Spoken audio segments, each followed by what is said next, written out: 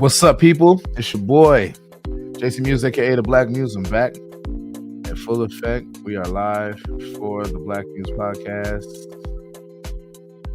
Kind of feeling pretty good this morning. Got some things going the right direction in my world, in my life, and that always feels good.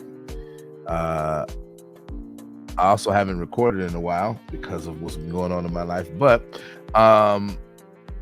we're here, we're back, and we're about to make the best of it. I also am excited. I have another guest from Clubhouse, like all my other guests, basically. This person is quite a character, but she was kind enough to come on the show and be a guest, and we're going to discuss all kinds of awesome things. So without further ado, I would like to introduce my guest for today, who goes by the name of Goldie, and I believe your last name is Mian. Did I pronounce your last name correctly? Oh, it's pronounced Mia. The N is silent. Close enough. Mia. Why is it in there then? See, it's confusing for no reason. Goldie Mia. Right? Yes. Welcome to the Black Muse podcast. How are you doing today? Good. Thank you for having me. It's an honor to be on your podcast. Is it though? No, I'm just kidding. Yeah, I've heard a lot of great things, and you always have interesting topics. I was excited. And the funny thing is, you didn't even ask me. I asked you. I was like, hey, you have a podcast? Can I be on it? That's true. That's how it went down. Yeah. So what is your background in the podcast space in general? Oh, okay. So I myself am on a couple of podcasts. We do one which is called Straight Talk No Chase. We do that every Monday, Wednesday, and Sunday evenings, nights, 9 p.m. Eastern. And then I do a Toxic Tuesday podcast, which is clearly on Tuesdays, but that's usually at midnight Eastern time, which technically goes into Wednesday, thus defeating the purpose. But they're based out of Cali, so it's still Tuesday for the one we do it. And what kind of topics do you usually cover in these podcasts? So Monday, Wednesday, Sunday, Straight Talk No Chase. It's like all over the place. We obviously pre-choose topics for the week, but we do anything from like things that are going on in politics, things in the environment, things in media, and then just general topics of like relationships and stuff like that. Toxic Tuesday, clearly the name is explanatory. Anything that has to do with toxicity in relationships. So that's what Toxic Tuesday is usually about. Is it what is the blend of gender demographic for these podcasts? I'm curious. Sorry, what is the what? Is it mostly men in these podcasts, mostly women, and mix of both? Toxic Tuesday is we usually have a really good mix. A Toxic Tuesday will have majority of females because it's myself and then two other co-hosts. The two other co-hosts are men, and men have more women following and women have more men following.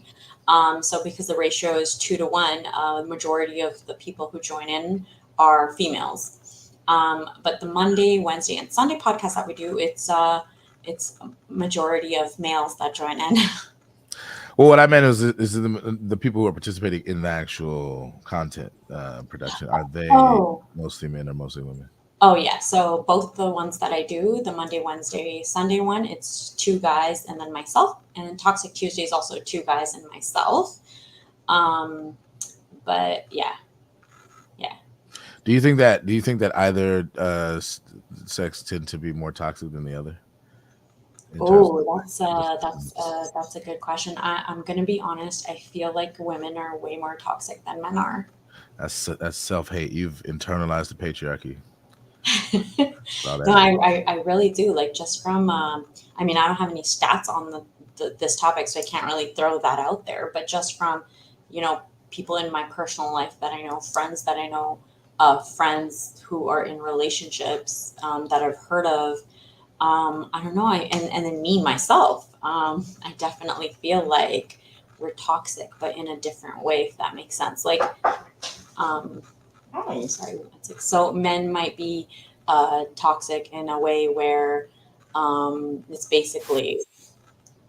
Sorry, give me 1 second. I have someone at the door. Can you just message me? Thank you. I'm sorry. Apologies. I'm at work right now. No worries. So men will be toxic in a way where they're hurtful or, they put their partner down, or they'll do certain specific things where like it'll cause hurt to the other partner. And I feel like women are self-harmingly toxic, where we'll self-sabotage and we'll overthink shit in our head, and that will cause us to become toxic. Does that make sense? No, a woman would never do those things ever. Don't know what you're talking. No, right? Um, fair enough.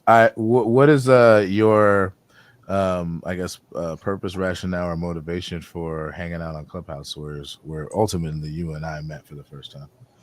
Yeah, so I'm actually an A&R for a music label company, which is titled right over there.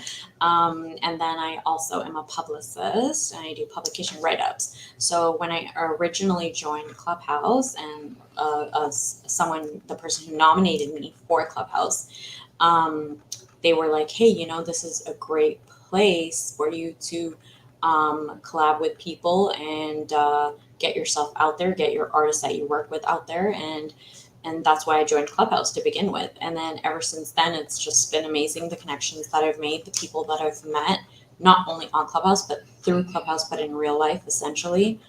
And have gotten amazing opportunities as well through Clubhouse. So, yeah, that's my main purpose of being on it. But yeah, when I get bored here and there, I'll come chill with the people I've made connections with as well, just to kill time. Fair enough. And then is your kind of online activity on Instagram related to some of the stuff you're talking about? Your work with A&R as a publicist and all that kind of stuff too?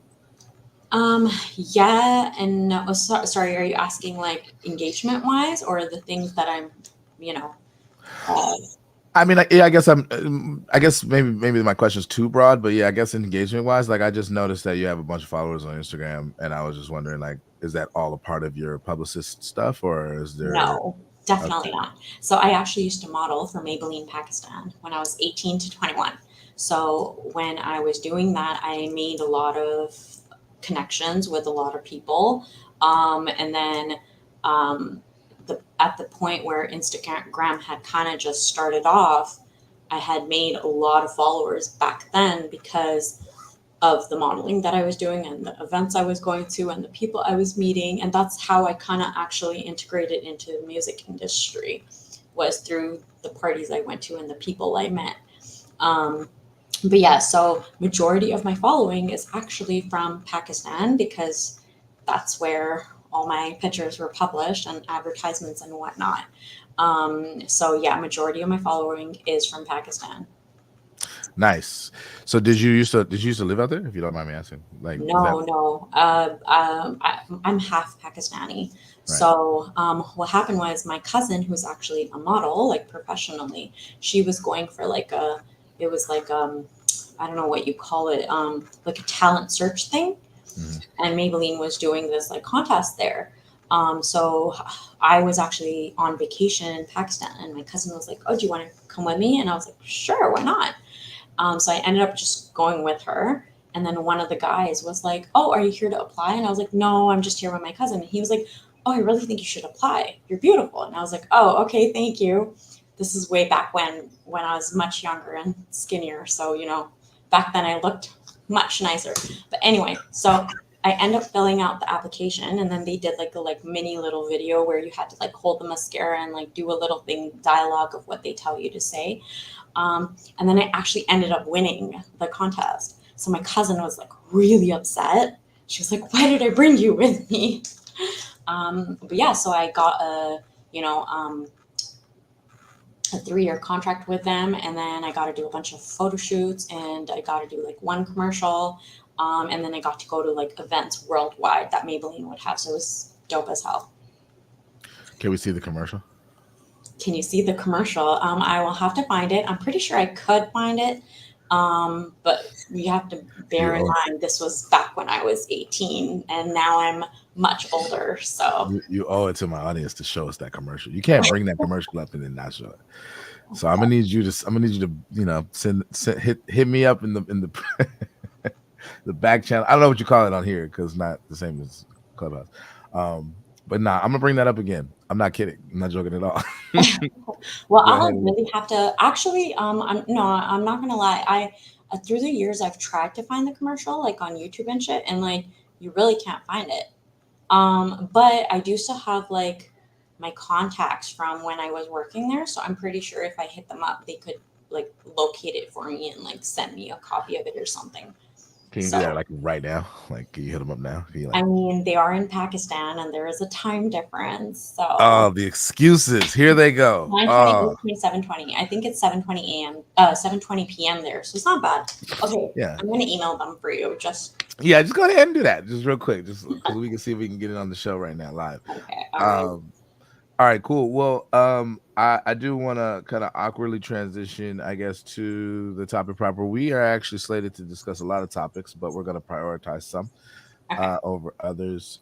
So the first topic that we're going to talk about is what went down with the Supreme Court and the recent rulings on affirmative action in terms of college admissions.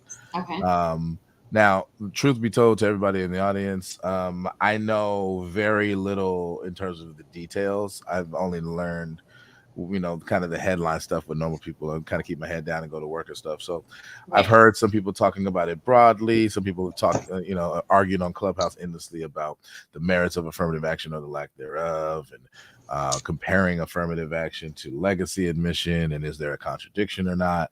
I've kind of kept abreast of those kinds of discussions. But as far as the details of the ruling and what was said, I've only got sparing quotes in the usual ways because out of these long several page rulings, various different news publications will pull out certain quotes that they think are salient to convey the points that they want to convey. Right. And they're probably dealing with a populace of people who are not very patient when it comes to reading really long texts. So they try to boil down things, and sometimes what they do in the effect, actually most times, is they oversimplify things. So I want to try to get to the nitty gritty. It would have helped to have read this entire document in its entirety, all 237 pages, but time did not permit me, so I'm going to be gleaning some things. Time did not permit you to read all of those pages. Time did not permit me to read all of those pages at all, so I've been skimming a lot. Right. But what we can do is we can start with this NPR article and kind of get a gist of it, and go peruse through some articles and broach some different topics. So what I want to do is I want to do a quick overview and then launch into a serious discussion about the implications. Okay. So let's go ahead and start with this NPR article. I'm going to see if I can make this a little bigger so my audience can see it better. All right. How does that look to you? Does that look visible? I mean, my screen is huge, so I can see it like very well. All right, cool. So if you can see it well, then surely my audience can. All right. So this is an NPR article. NPR seems to lean left, in my opinion, and also the opinion of Ground News, which is this little thing up here. I love this little application right here. But yeah, there's a whole bunch of articles that I'm going to get into, and so actually it might be a good idea to like open that, because we can get into some other articles and we can get kind of a balance. What's the left side saying? What's the right side saying? What are people in the center saying?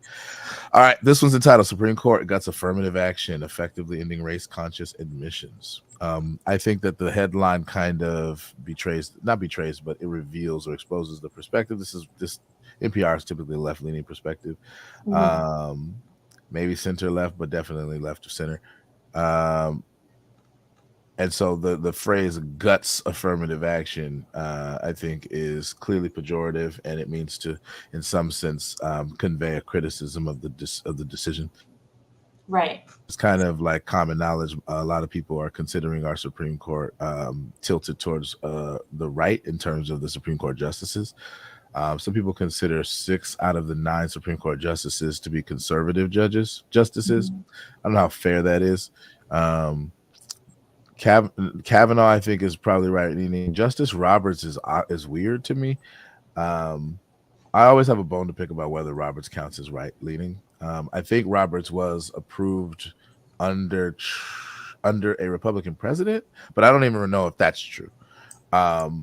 Regardless, some of the decisions that Roberts rules are considered to be right leaning, but I don't even know how trustworthy that is. Okay. Because anything that disagrees with a certain leftist perspective is considered right leaning, even if it's not.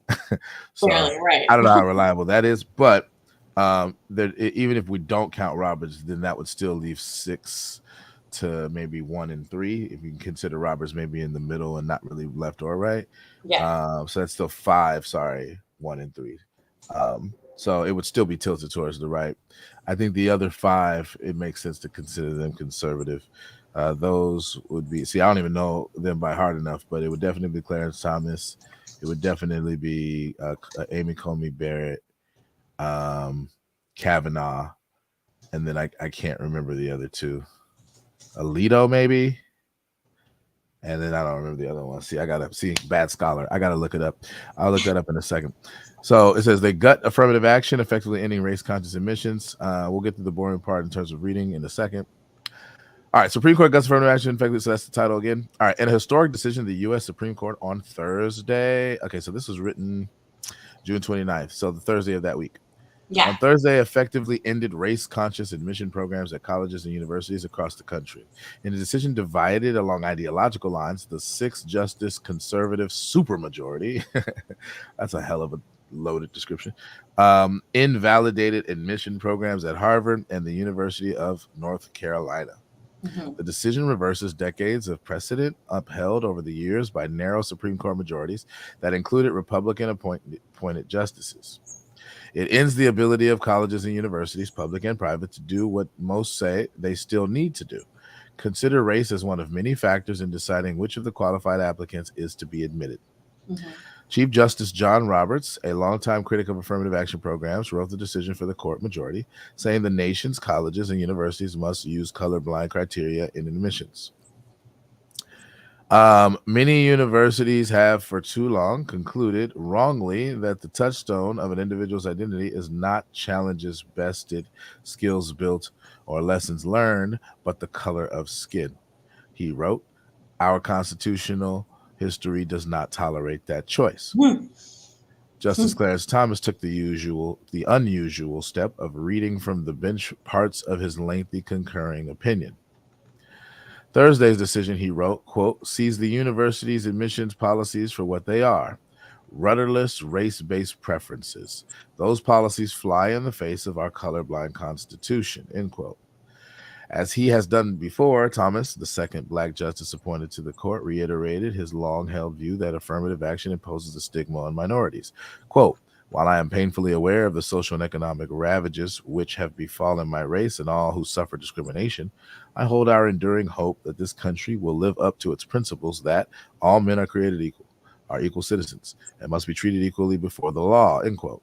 Roberts, for his part, pointed to the court's 2003 decision reaffirming the constitutionality of affirmative action programs, noting that Justice Sandra Day O'Connor, writing for the court at the time, had suggested that there would have to be an end at some future point.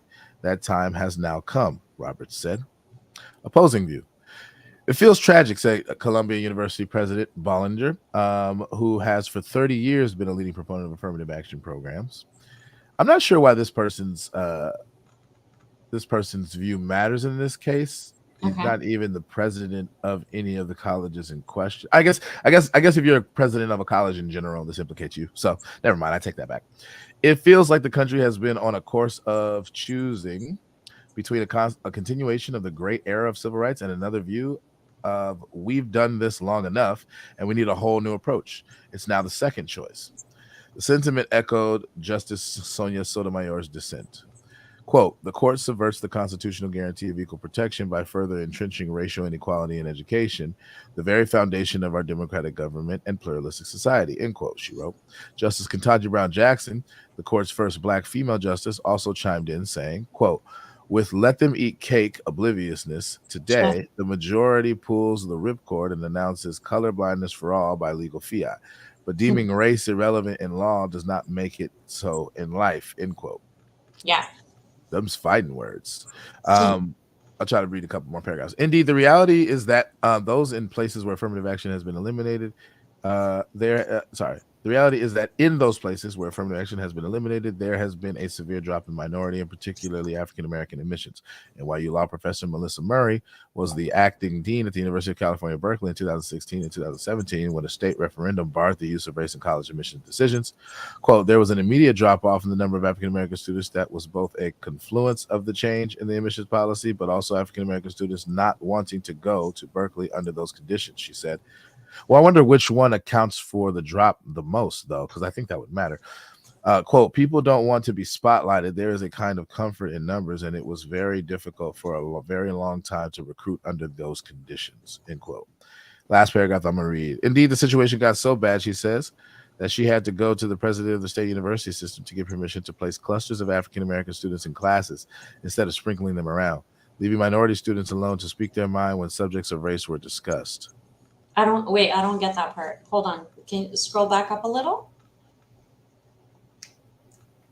So there was an immediate drop off in the number of African American students that was both a confluence of the change in the admission policy, but also African American students not wanting to go to Berkeley under those conditions. People don't want to be spotlighted. There's a kind of comfort in numbers. And it was very difficult for a very long time to recruit under those conditions. When she says under those conditions, what she's talking about, the affirmative action? No, that affirmative action had been barred from the University of California. Oh, so because it had been barred, that made it harder to recruit. It contributed to difficulty in recruiting. Got it. Okay, sorry. Now that makes sense. I got thrown off with that comment. Okay, go ahead. Sorry. Yeah. So let's see how much more. Yeah, there's more. So we'll come back, but I want to chunk it a little bit and start there. There's a lot, I think, to unpack potentially, but in terms of the kind of broad overview of what's going on, it seems like the contention of a lot of people on the left who support affirmative action is that affirmative action has been in some sense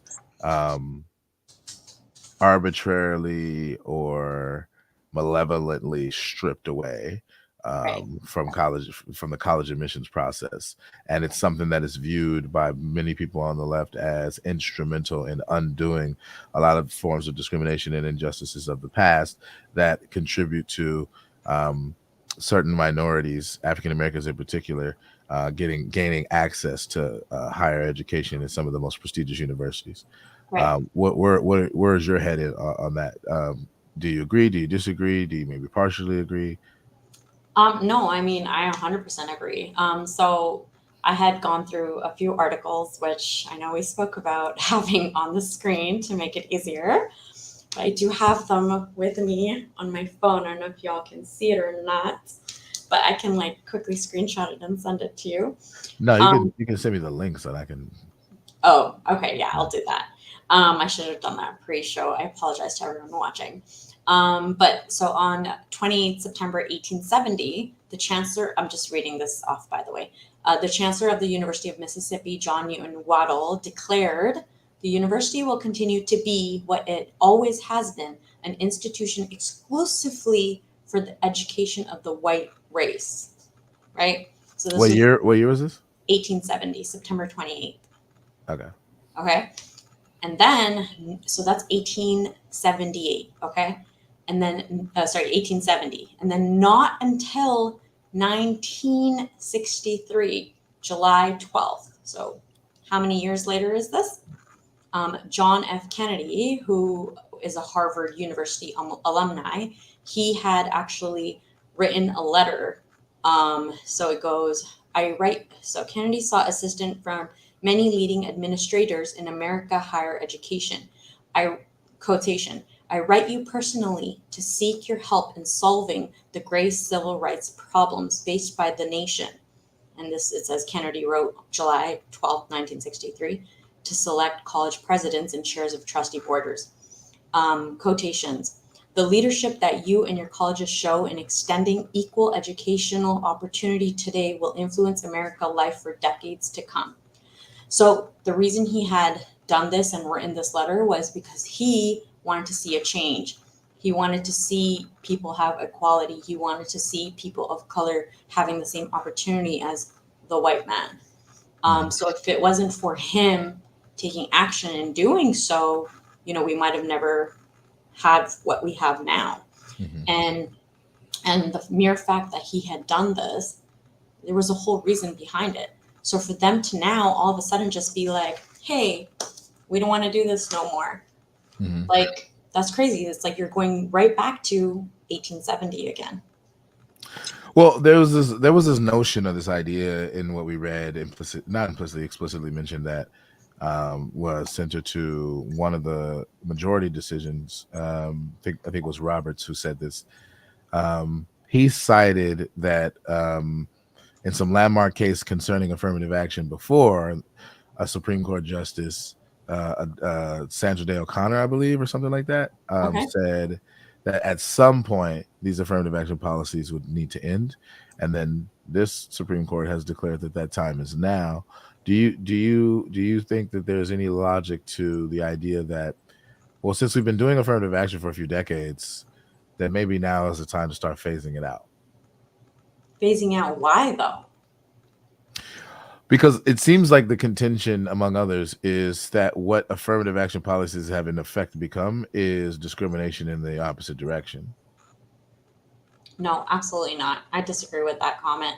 It just doesn't make sense to me. So for it to be discriminative towards the opposition, it's just like, what people need to understand is no matter what happens, as time progresses, Mm-hmm.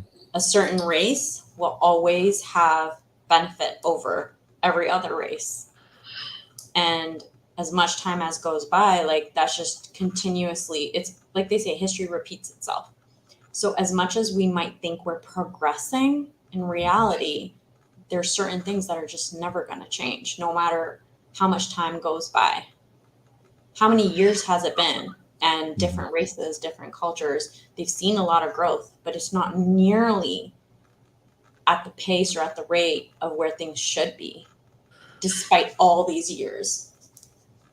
Well, so I hear where you're coming from, but I think that there's more validity on the side that I'm playing devil's advocate for right now, because are you aware of the background between at least one of these cases? I think Harvard was implicated in this when it comes to the higher standards in effect that were set for Asian applicants by Yeah. comparison to non-Asian and in particular Black applicants.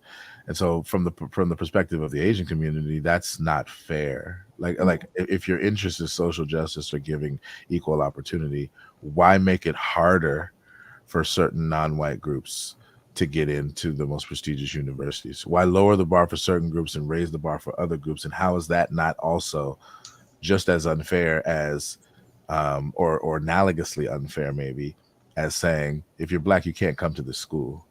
Right. Um so to make things harder is different than basically saying, hey, if you're this race, you can't come in. There's a huge difference in between. So you have to bear in mind, I'm Canadian. So the laws here are a So your lot opinion doesn't matter. different. Well, basically, no. And you keep talking about like left wing, right wing, and I'm just like so lost with that whole thing because I'm like, wait, what are you talking about? I don't know. I'm trying to like catch on with you. They But have a left and a right in Canada. I know that.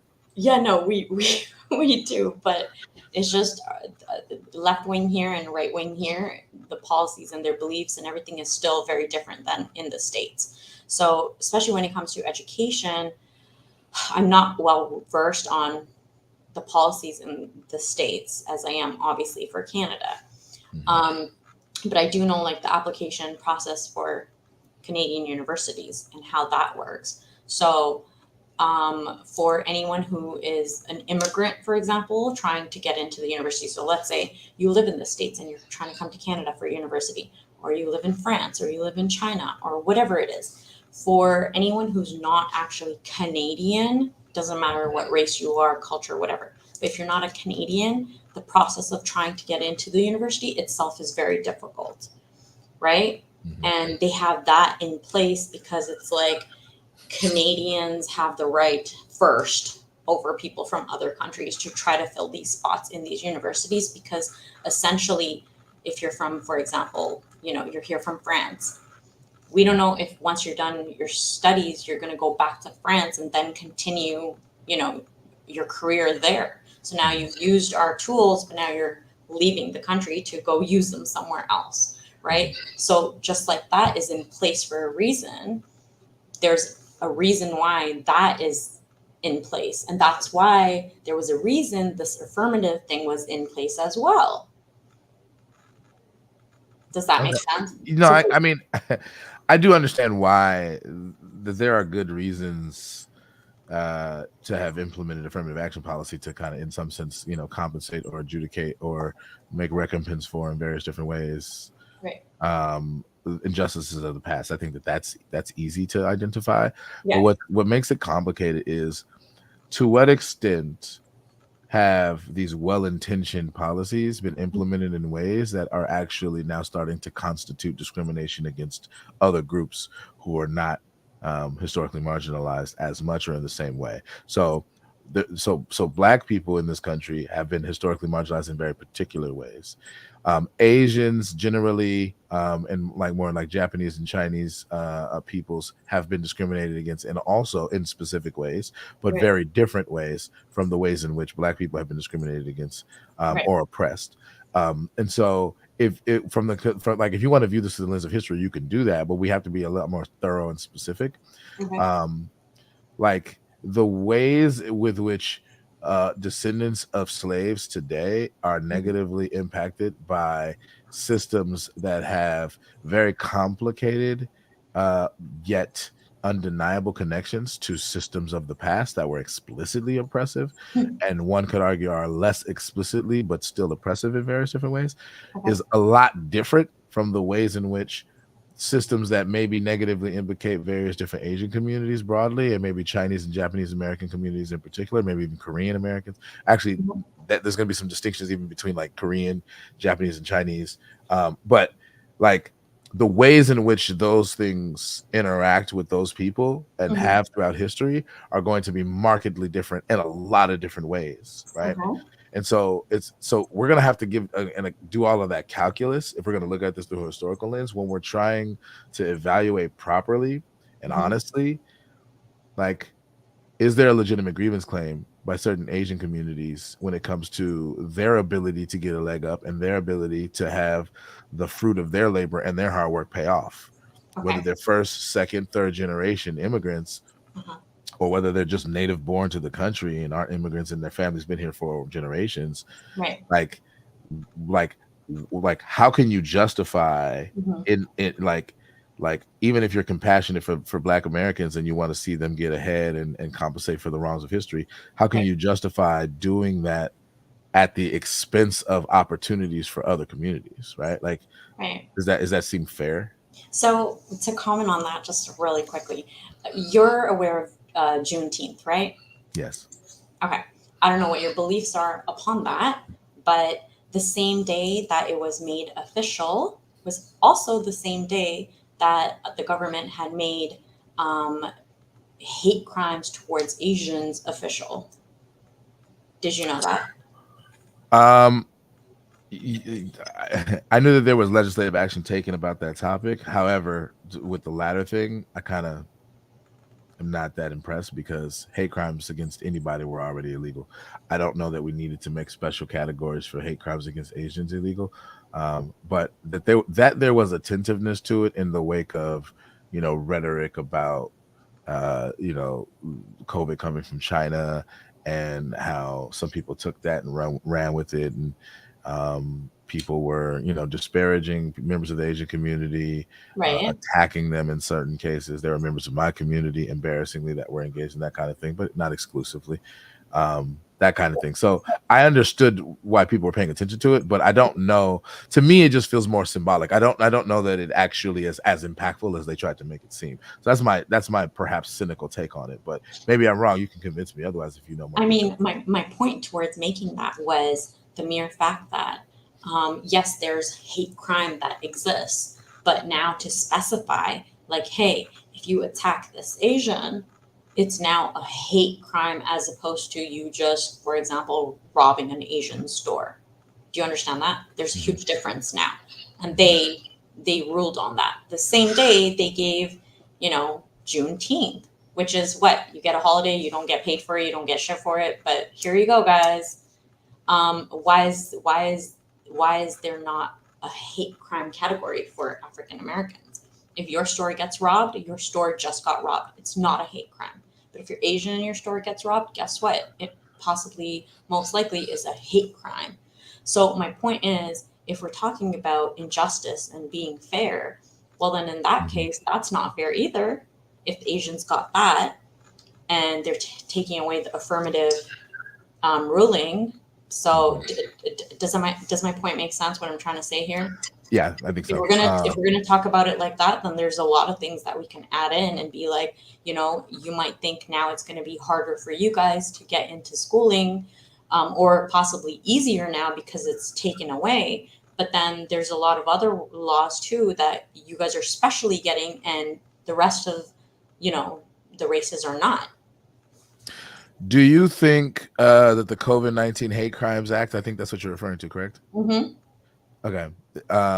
Okay. So I want to try to unpack what this act even is or does for my audience.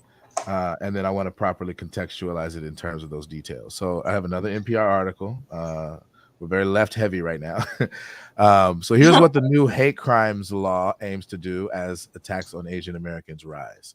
So the context for this is that there's general consensus, maybe not universal. I don't even know if it's majority, but there seems to be general consensus, perhaps a majority, that attacks on Asian Americans in various different places of the country went up in the wake of COVID-19 and the association with the global pandemic with China, as a lot of people speculated that the origins of the global pandemic came from Wuhan. It was called the China flu, the Wuhan virus, and people thought that contributed to disparagement against Asian American communities. And I think in some cases it probably did.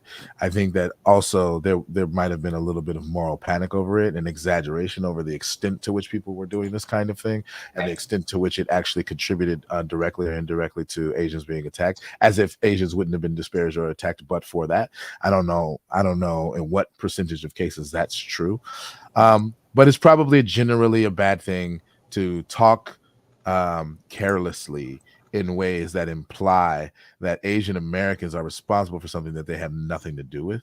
Right, exactly, right? Of course. Right. So like Asian Americans that don't have nothing to do with Wuhan, their family ain't from Wuhan, they ain't never been to Wuhan, they didn't even know Wuhan existed in some cases. Yeah. Blaming them for a global pandemic is not fair. Right. They're not even Chinese nationals, right? So like we got to be careful. And I've heard people on Clubhouse being very uncareful and disparaging Asians everywhere in the world as if they have anything to do with Wuhan. Like that's just not fair, and also can be dangerous because that can be a catalyst for general disparagement or mistreatment of Asian Americans. So I get the point. I'm just explaining so my audience I'm just demonstrating that I get it. Okay. Yeah. All right. So, following overwhelming support from both chambers of Congress, President Biden signed legislation Thursday that addresses hate crimes throughout the COVID-19 pandemic, with particular emphasis on the increase in violence against Asian Americans. At an event in the East Room of the White House, Biden thanked lawmakers for coming together to pass legislation. He said, standing against hatred and racism, which he called the ugly poison that has long haunted and plagued our nation, is what brings Americans together. My message to all of those who are hurting is, we see you, and the Congress has said, we see you, and we are committed to stop the hatred and the bias, he said.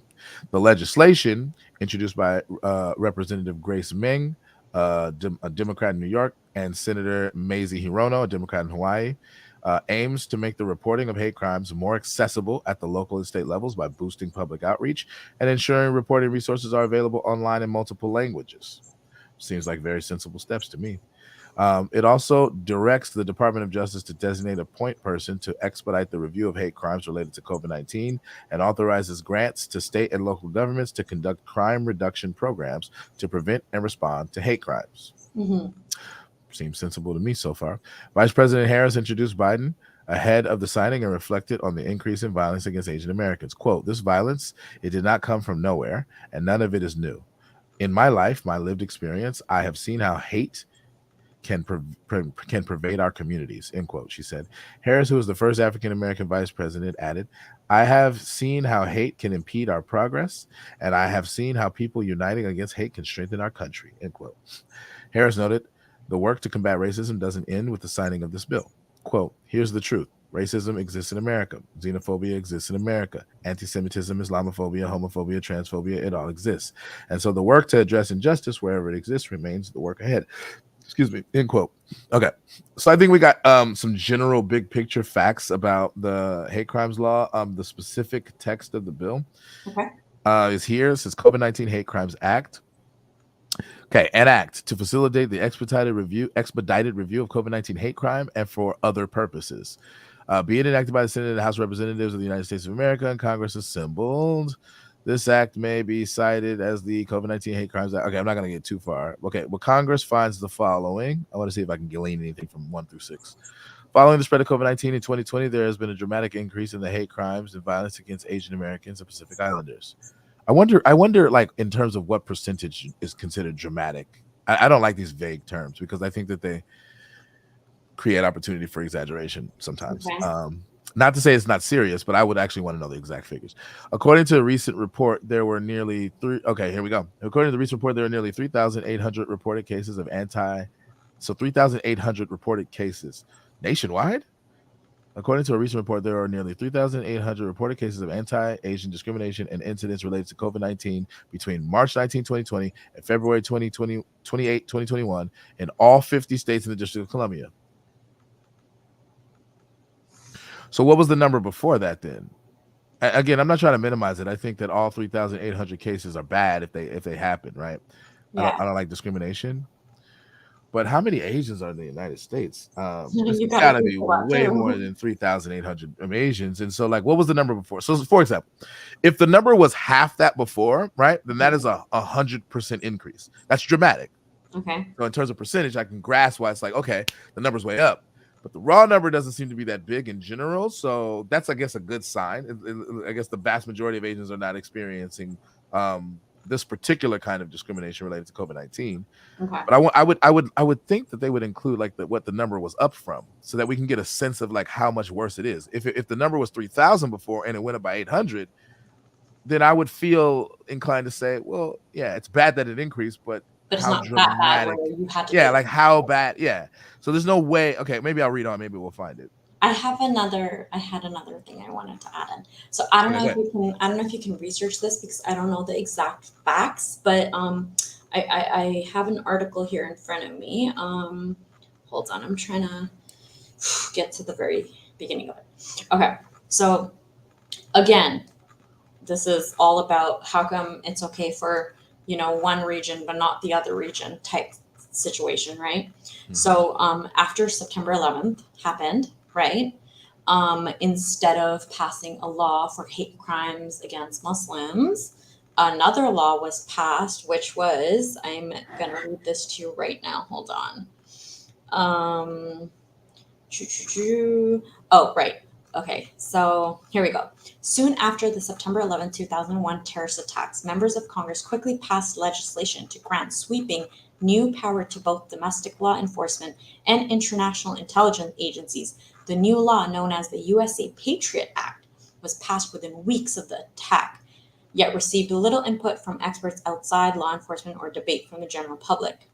This far-reaching piece of legislation, which the government says will strengthen security, broadly expands the powers of federal law enforcement agencies to gather intelligence and investigate anyone it suspects of terrorism. So, with that being said, of course, 9/11 was a tragedy. No one denies that.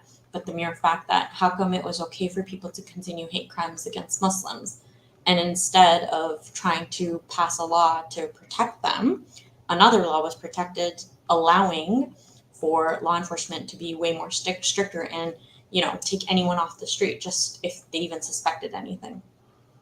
Okay. So going back to my point again, right? Like there's certain things placed for a reason, right? And for them to take away the affirmative, yes, okay, it might have been harder for Asians to get accepted or had, more quotas that need to be met in order to get accepted into universities. Yet there's all these other laws for everyone else, and it just doesn't seem fair. So it's give and take sometimes. You know what I mean? Yeah. But okay, so let me try to amalgamate everything. And I was reading while you were speaking, so I may have missed some of the finer details, so forgive me in advance.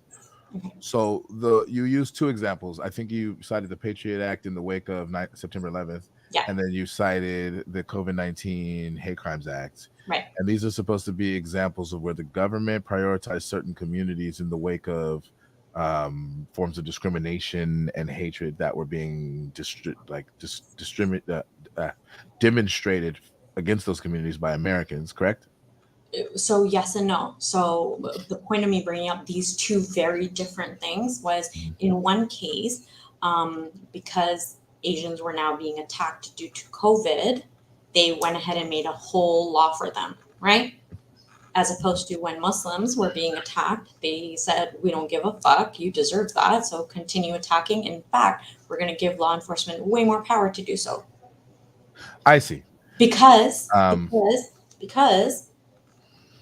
they had to take the public into effect, right? During COVID, majority of the country is not Asian. And everyone at the time, not everyone obviously, but you know what I'm saying, everyone at the time was protesting against, hey, this came from Asia, and had a lot of hate in their heart. Same thing for when 9/11 happened. Everyone, again, everyone, right, had a lot of hate because it was like, hey, Muslims did this. So the government was like, hey, we got to please the people. So COVID, they're like, hey, we got to please the people. So let's go ahead and, get a hate crime thing done. So the Asians are going to be happy. People will stop attacking. And when 9/11 happened, they were like, hey, let's keep the people happy. And we're like, hey, let's give law enforcement more power and screw the Muslims. I don't know much more detail, perhaps than you seem to know, and I don't know what you know or don't know, but I would say that by comparison my knowledge of this to your knowledge of this, you probably know slightly more than me about these details. But what I wanted to point out is my instinct right now, my gut feeling is that it's probably more complicated than that in terms of the rationale for these. Like what you would have to take into account are such things as you had two different parties in the White House in both cases, right? So in the case of COVID-19, I mean, we had Trump at first, when a lot of the negative rhetoric that is being cited as contributing to the animosity and the hate. Right. So we had a Republican president, but then in comes a Democrat president, and it's under the Democrat president where we get this bill signed. Right. With the Patriot Act, that was signed actually under a Republican president, and that Republican president in George W.H. Bush came from a certain. It's not trivial that's a Republican president, because there's a certain kind of ideological perspective that was being reflected in policy, foreign policy and domestic policy, but foreign policy in particular. And so this rhetoric, and also there was a lot.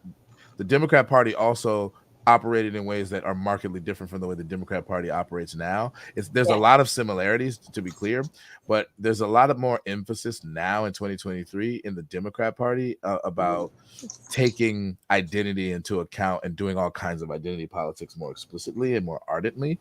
Back then it was done, but it wasn't done in exactly the same ways. It wasn't emphasized in exactly the same ways.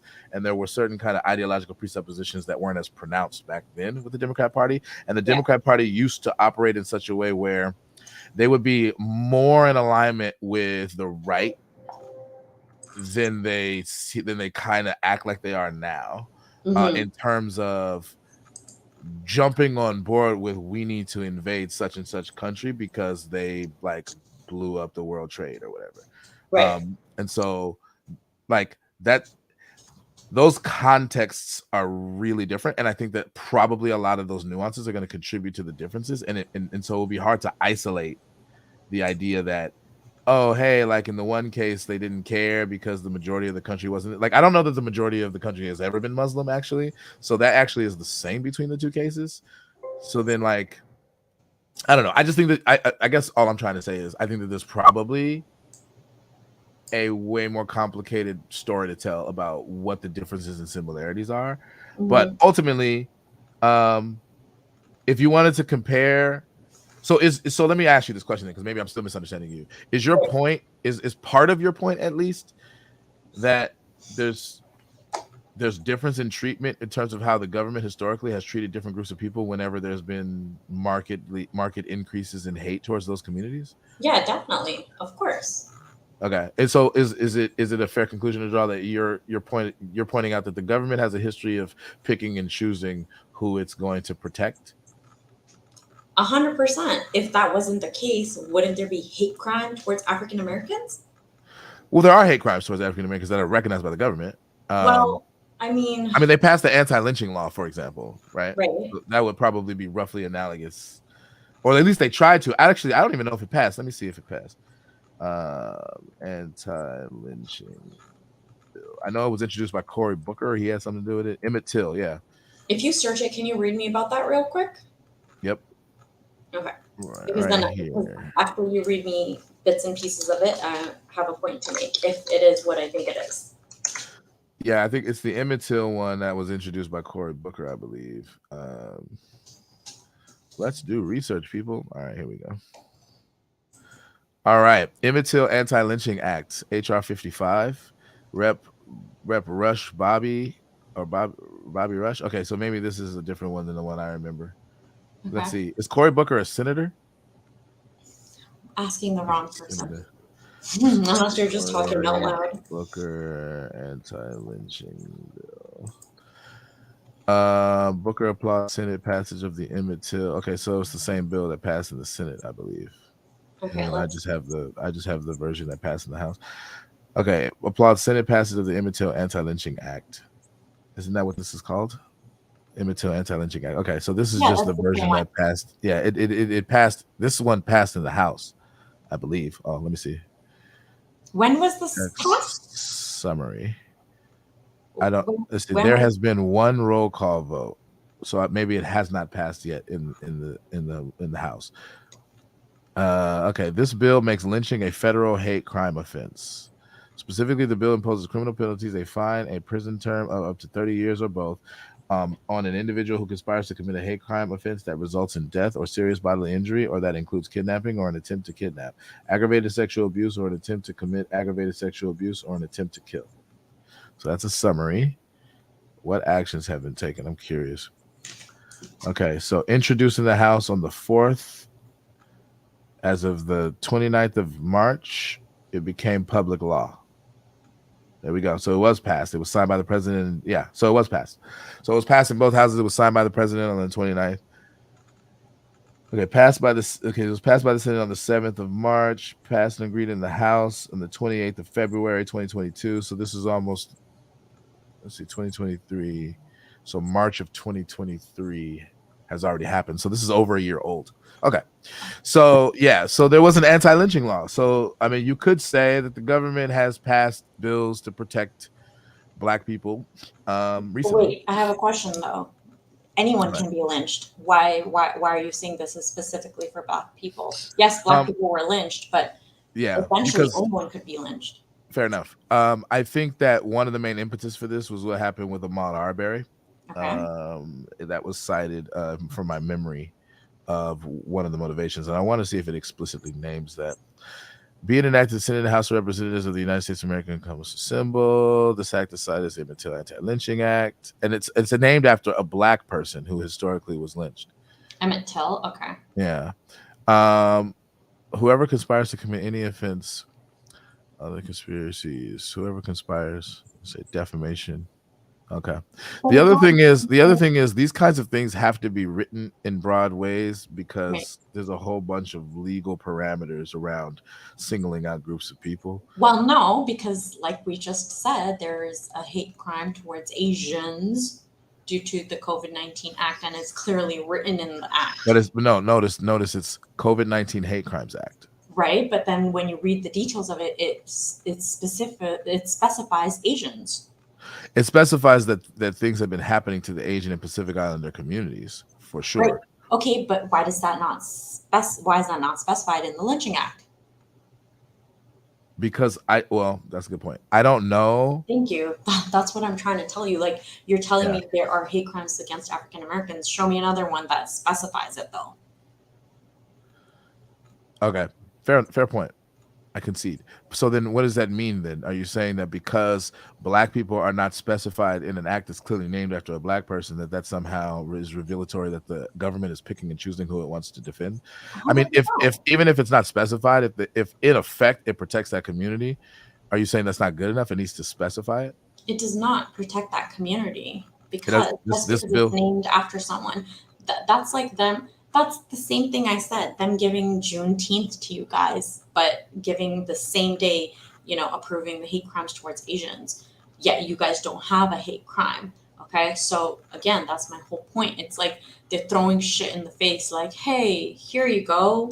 But sorry that we made you slaves. Sorry, you had to suffer for all these years, but hey, here's a holiday for you, which you don't even get paid for staying home for.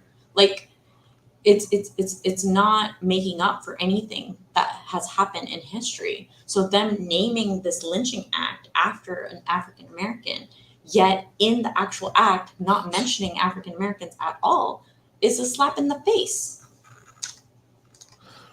This law is remarkably short.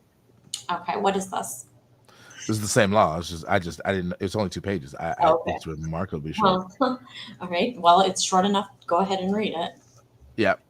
Okay, Section 1, short title. This act may be cited as the Emmett Till Anti-Lynching Act. Section 2, lynching under conspiracies. Section 249A of Title 18 United States Code is amended by adding at the end the following. So lynching as a distinct legal concept has been introduced into the law. Like I said, we already had hate crimes, explicit prohibitions against hate crimes based on race. So this is just tacking that onto that. 5, lynching. Whoever conspires to commit any offense under paragraph 1, 2, and 3 shall, if death or serious bodily injury as defined in section 2246 of this title results from the offense, be imprisoned for not more than 30 years, fined in accordance with the title, or both.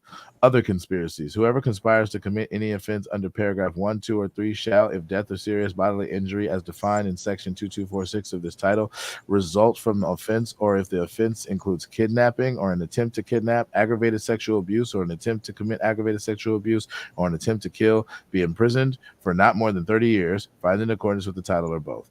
Section 3, determination of budgetary effects. The budgetary effects of this act for the purposes of complying with the statutory Pay-as-you-go Act of 2010 shall be determined by reference to the latest statement titled Budgetary Effects of Pay-Go Legislation for this act, submitted for printing in the Congressional Record by the chairman of the House Budget Committee, provided that such. So this is about how you pay for this or whatever. Okay. So it seems like it tacks on something to already existing pretty robust body of hate crimes Um, law in our penal code. do you not think it's hilarious that if someone lynches you, they cannot get more than 30 years in prison? For each count. I mean, I would have to know what the normal amount of sentencing is already in existing law for hate crimes. Okay. I don't know that people get life in prison for hate crimes. Or Wait, wait, wait, wait, wait. it may Hold on, vary though. by. But essentially, when you're lynching and the person dies, that's not only now a hate crime, right? That's you killed someone. But it's saying for Makes that money. count, it's not more than 30 years. Why? Yeah, so you'll get 30 years for the hate crime part, and whatever the statute dictates, you'll get for the murder part. Right? But again, why only 30 years for the hate crime? That's my Well, what point. I'm saying is I don't have a way of knowing, because I'm just ignorant of how these legal proceedings work. I don't have a way of knowing how normal or abnormal that is. Right. Okay. For all I know, it actually might be way more than usual, and we just don't know. You know what I mean? But I don't know. Maybe it's not. Maybe it's really, really low. I feel Which like is kind of it's what your really, really question is. low. Right. But I guess what I'm saying is I don't know either way. So to me, Okay. it's hard to I just don't know. Like I'd have to maybe ask a legal scholar or somebody about that. I mean, I can Google it real quick. I don't know if I'm gonna. What would I even Google? What are the sentencing on hate crimes, or what is the longest sentence you can get for which hate crime? I guess. if that makes sense. All right, what's the longest sentence you get for hate crime? Okay, hate crimes case examples. Below is a section of representative see bias related. Okay, case examples. The Department of Justice said. Below is a section of representative federal hate crimes case summaries. Each includes a link to the DOJ press release. No, but this is going to be too complicated. I think go back and choose something else. What's the longest? No, federal sentence? hate crime laws, Code 249. While many individual states have passed legislation, certain hate crimes, it's also federal crime to cause bodily blah blah blah. Okay. This now, one? what are the penalties for hate crime? What are the penalties for hate crime? Here we go. Find law. I actually use this a lot. Okay, what is a hate crime? Okay, state law. I knew that this is going to be varying by state. Okay, state hate crime laws vary not only in length of punishment, but also as to grounds for the crime. Okay, this bill, I believe, is federal hate crimes. So there's going to be two categories. There's going to be state hate crimes, and there's going to be federal hate crimes. So we're really interested in federal hate crimes. So federal law. We want that big shit. We don't want that little shit. Yeah. So under U.S. Code Section 249 defines a hate crime as willfully causing bodily injury to any person or attempting to cause bodily injury to any person because of the actual or perceived race, color, religion, or national origin of any person. Normally, the punishment for a hate crime is a maximum of 10 years. See, I knew it. I had to feel it. So this is actually way longer than that. This is 3 times as long. Right. 30 years. Okay. For lynching. Yeah. So lynching is an aggravating factor. You can get more time for lynching. Okay. But what about the hate crime, that the COVID-19 hate crime? How many years are you getting for that?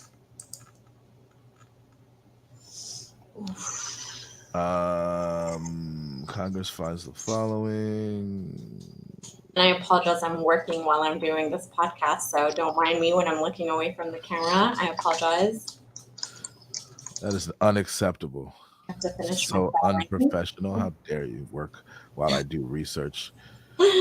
Guidance for law enforcement agencies shall guide state, local, tribal law enforcement agencies pursuant to the applicable law on how to establish online reporting, collect data, expand public education.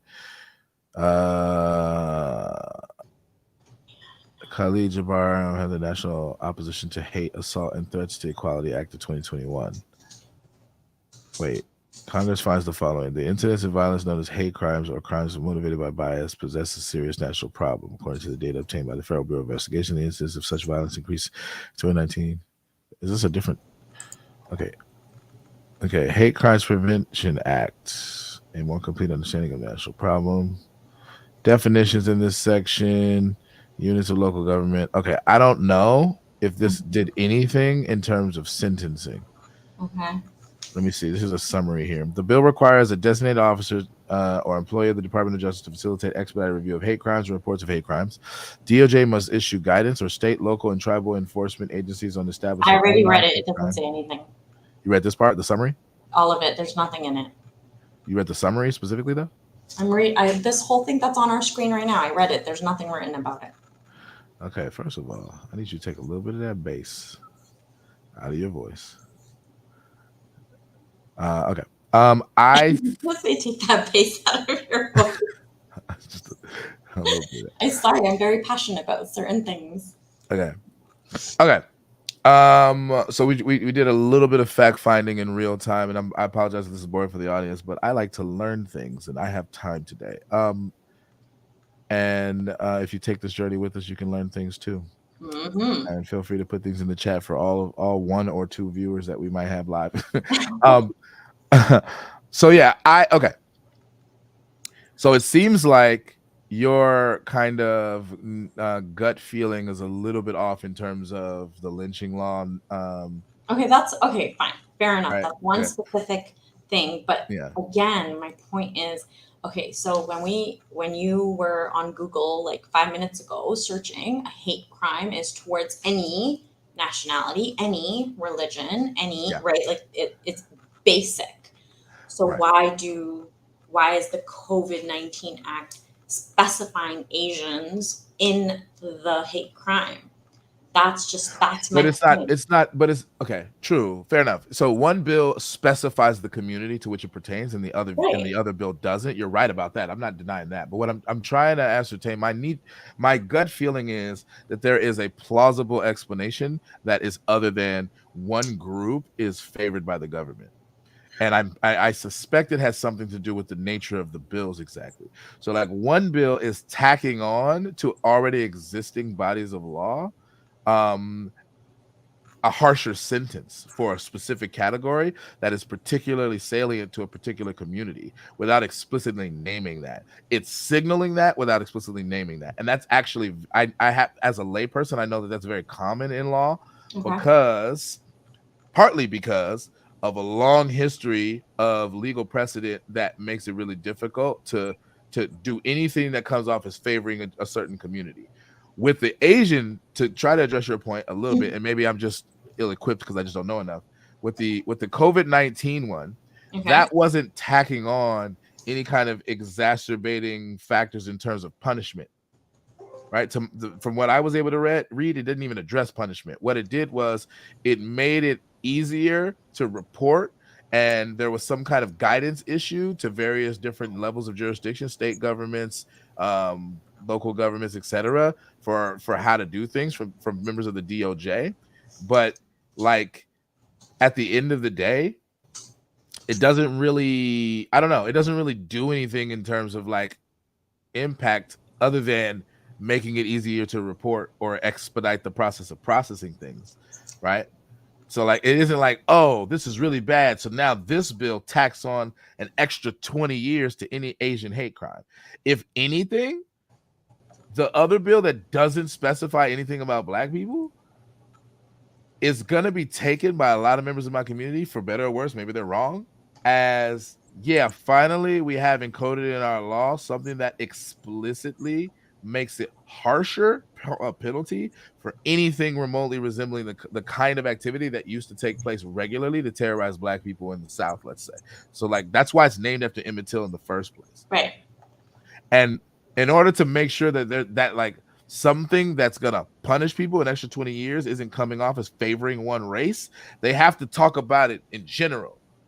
And it's got to be applicable in general, because anybody who gets lynched, presumably consistent with, I think, our intuitions about how our law should work, should be able to get punished in the same way. It shouldn't matter. Like if I'm a white supremacist and I lynch a Mexican person, I should get punished the same way as if I lynched a black person or if I lynched a gay person or whatever. Like that Right. shouldn't matter, right? So like Okay. I understand that rationale for having the law like that. But if you said I no, still disagree. specifically if you lynch a black person, you get 30 years, but if you lynch a white person, 10. Like that's kind of not cool. Like I don't think we want that either, right?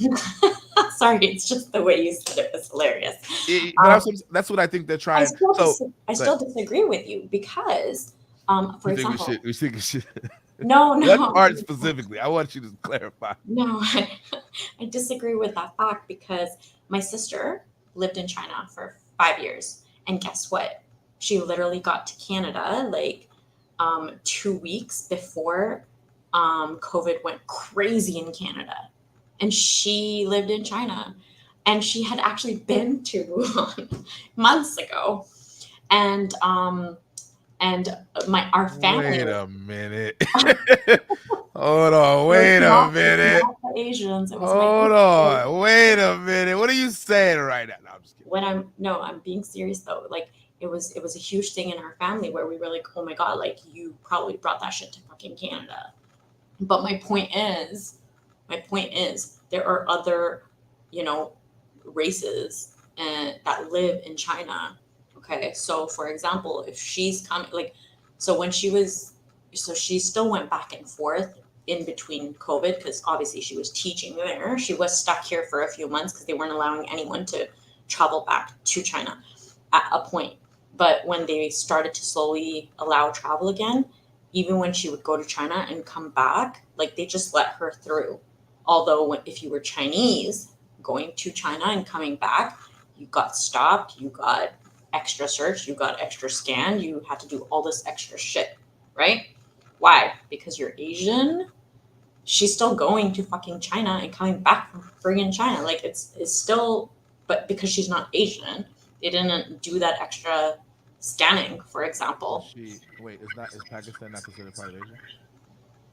Yeah, but we're considered South Asian, Yeah. so no.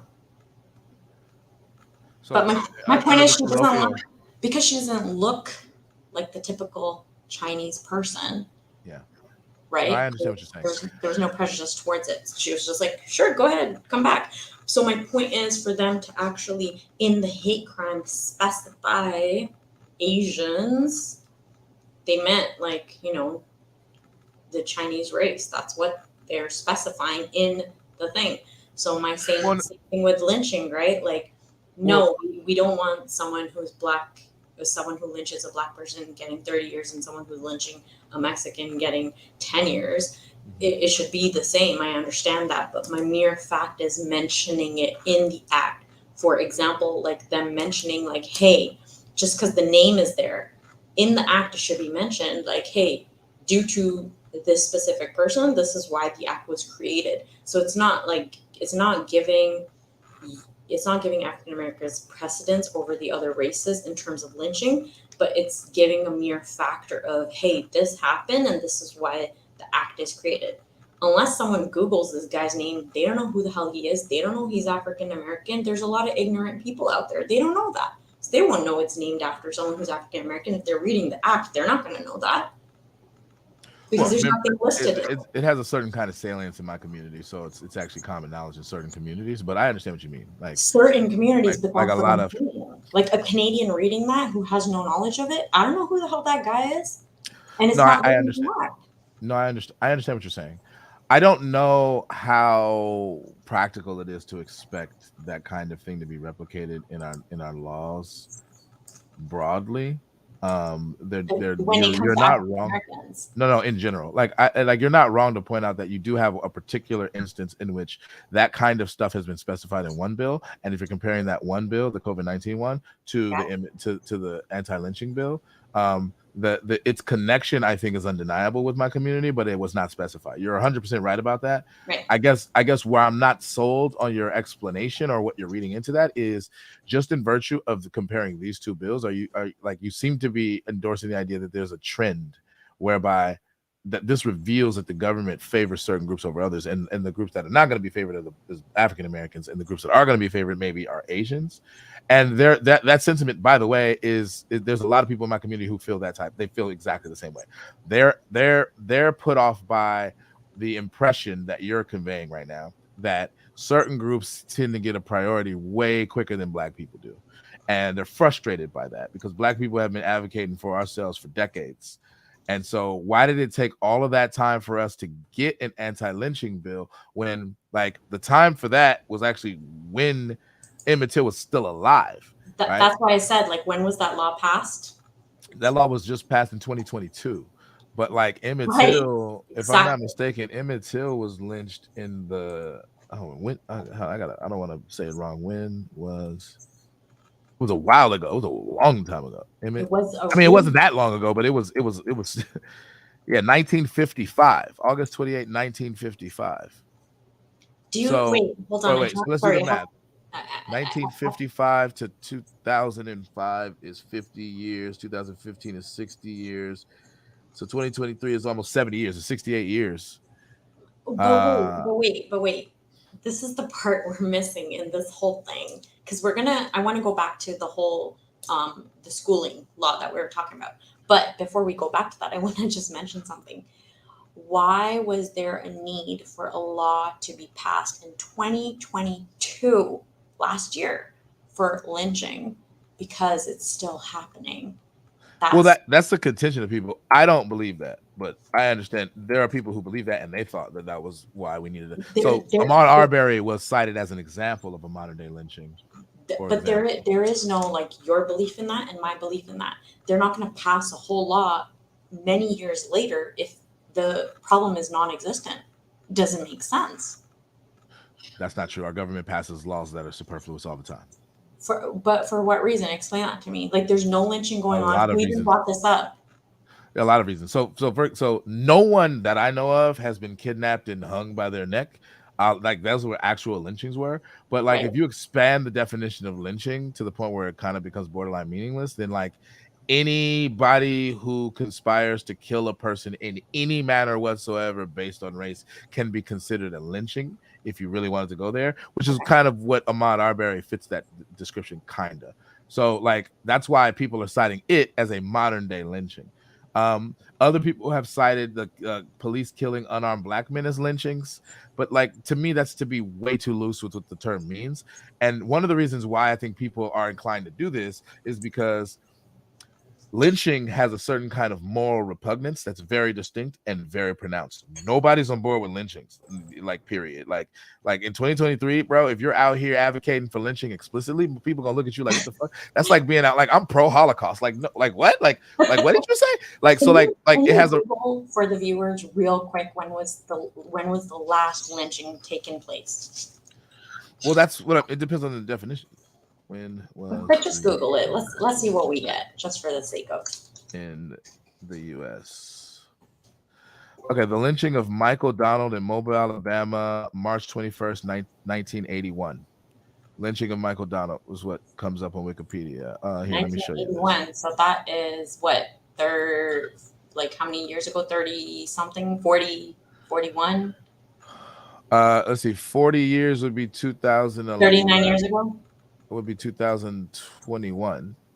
So that would be 42 years ago, right? 42 years ago. Okay, so like, but again, this is so what I'm trying to do is I'm trying to be sensitive to the nuance of lynching is a vague term because you can define lynching in a lot of different ways. There's a particular way that lynchings used to manifest themselves in the South. Black people used to be hung from trees and sometimes set on fire. That's a very specific way to kill a person. And that was what people meant by lynching at a certain time period. However, black people used to be kidnapped and beaten and killed in all sorts of ways that weren't necessarily entailing hanging. And some of those ways in the context of the racist Jim Crow South and during slavery times, or could also be considered lynchings because they deviate only by the method of murder. And that's it. But the racist motivations still count.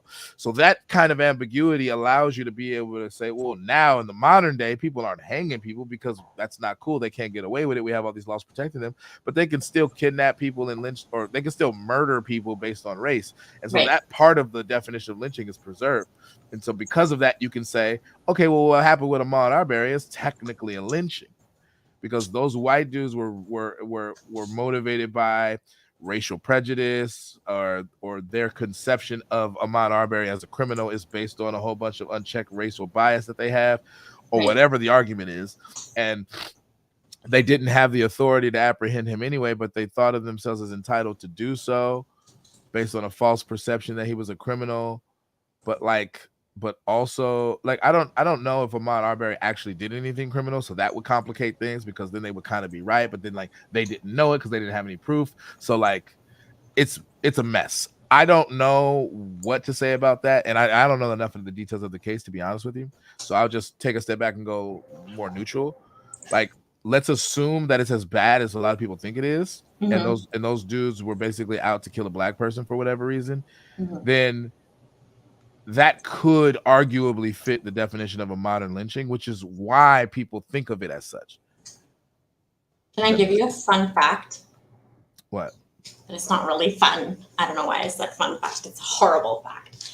So, are you aware that a lot of the countries in Africa are British colonized? Yes. Okay. So, with that being said, despite that fact, so I don't know if you know, but I'm mixed. I'm half Kenyan. So my mom is from Nairobi, Kenya. So she was actually a history and geography teacher there.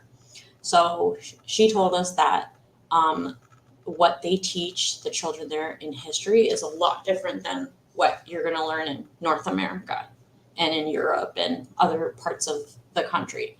The textbooks there actually have visuals of, Black people being hung and have history of the people who did it. It's very like visual for them. And that's why a lot of Africans, even to themselves, are not okay with the N word, as opposed to in America, it's loosely used all the time. Right. Amongst ourselves. Right. But if you're from Africa, you have a hate for that word because it's taught to you in school that you being called that was not a good thing. Mm-hmm. And thus you shouldn't disrespect each other by even calling each other that. Mm-hmm. You know, so if you speak to anybody who's from Africa, a lot of them do not loosely use that term towards each other at all. I buy that there's a general tendency in that vein, with few exceptions. I buy that. I don't have any way to verify that, so I buy that. But yeah, but okay. So let's try to refocus a little bit. So going back to how all of this relates to where we started, which is affirmative action, right? Right.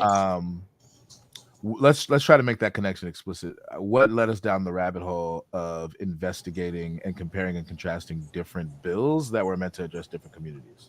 Right. So the reason we went through that was because you had asked me that now, because they ruled on this, it's going to be more favorable for the Asian community, who at first had a more difficult time getting these admissions, correct? Yeah. So particularly in the context of college admissions solely, not in the context of civil rights or hate crimes, but No. specifically in the context of college admissions, there was an argument being made that Asians were being held to a higher standard for the purposes of enabling members of other communities to be able to get those spots, who are being held to a lower standard by comparison. And so the selectivity bias there, some argue, constitutes discrimination effectively against Asians. Okay. Yeah, and I was disagreeing with that. Okay, but how? But so like let's stamp it.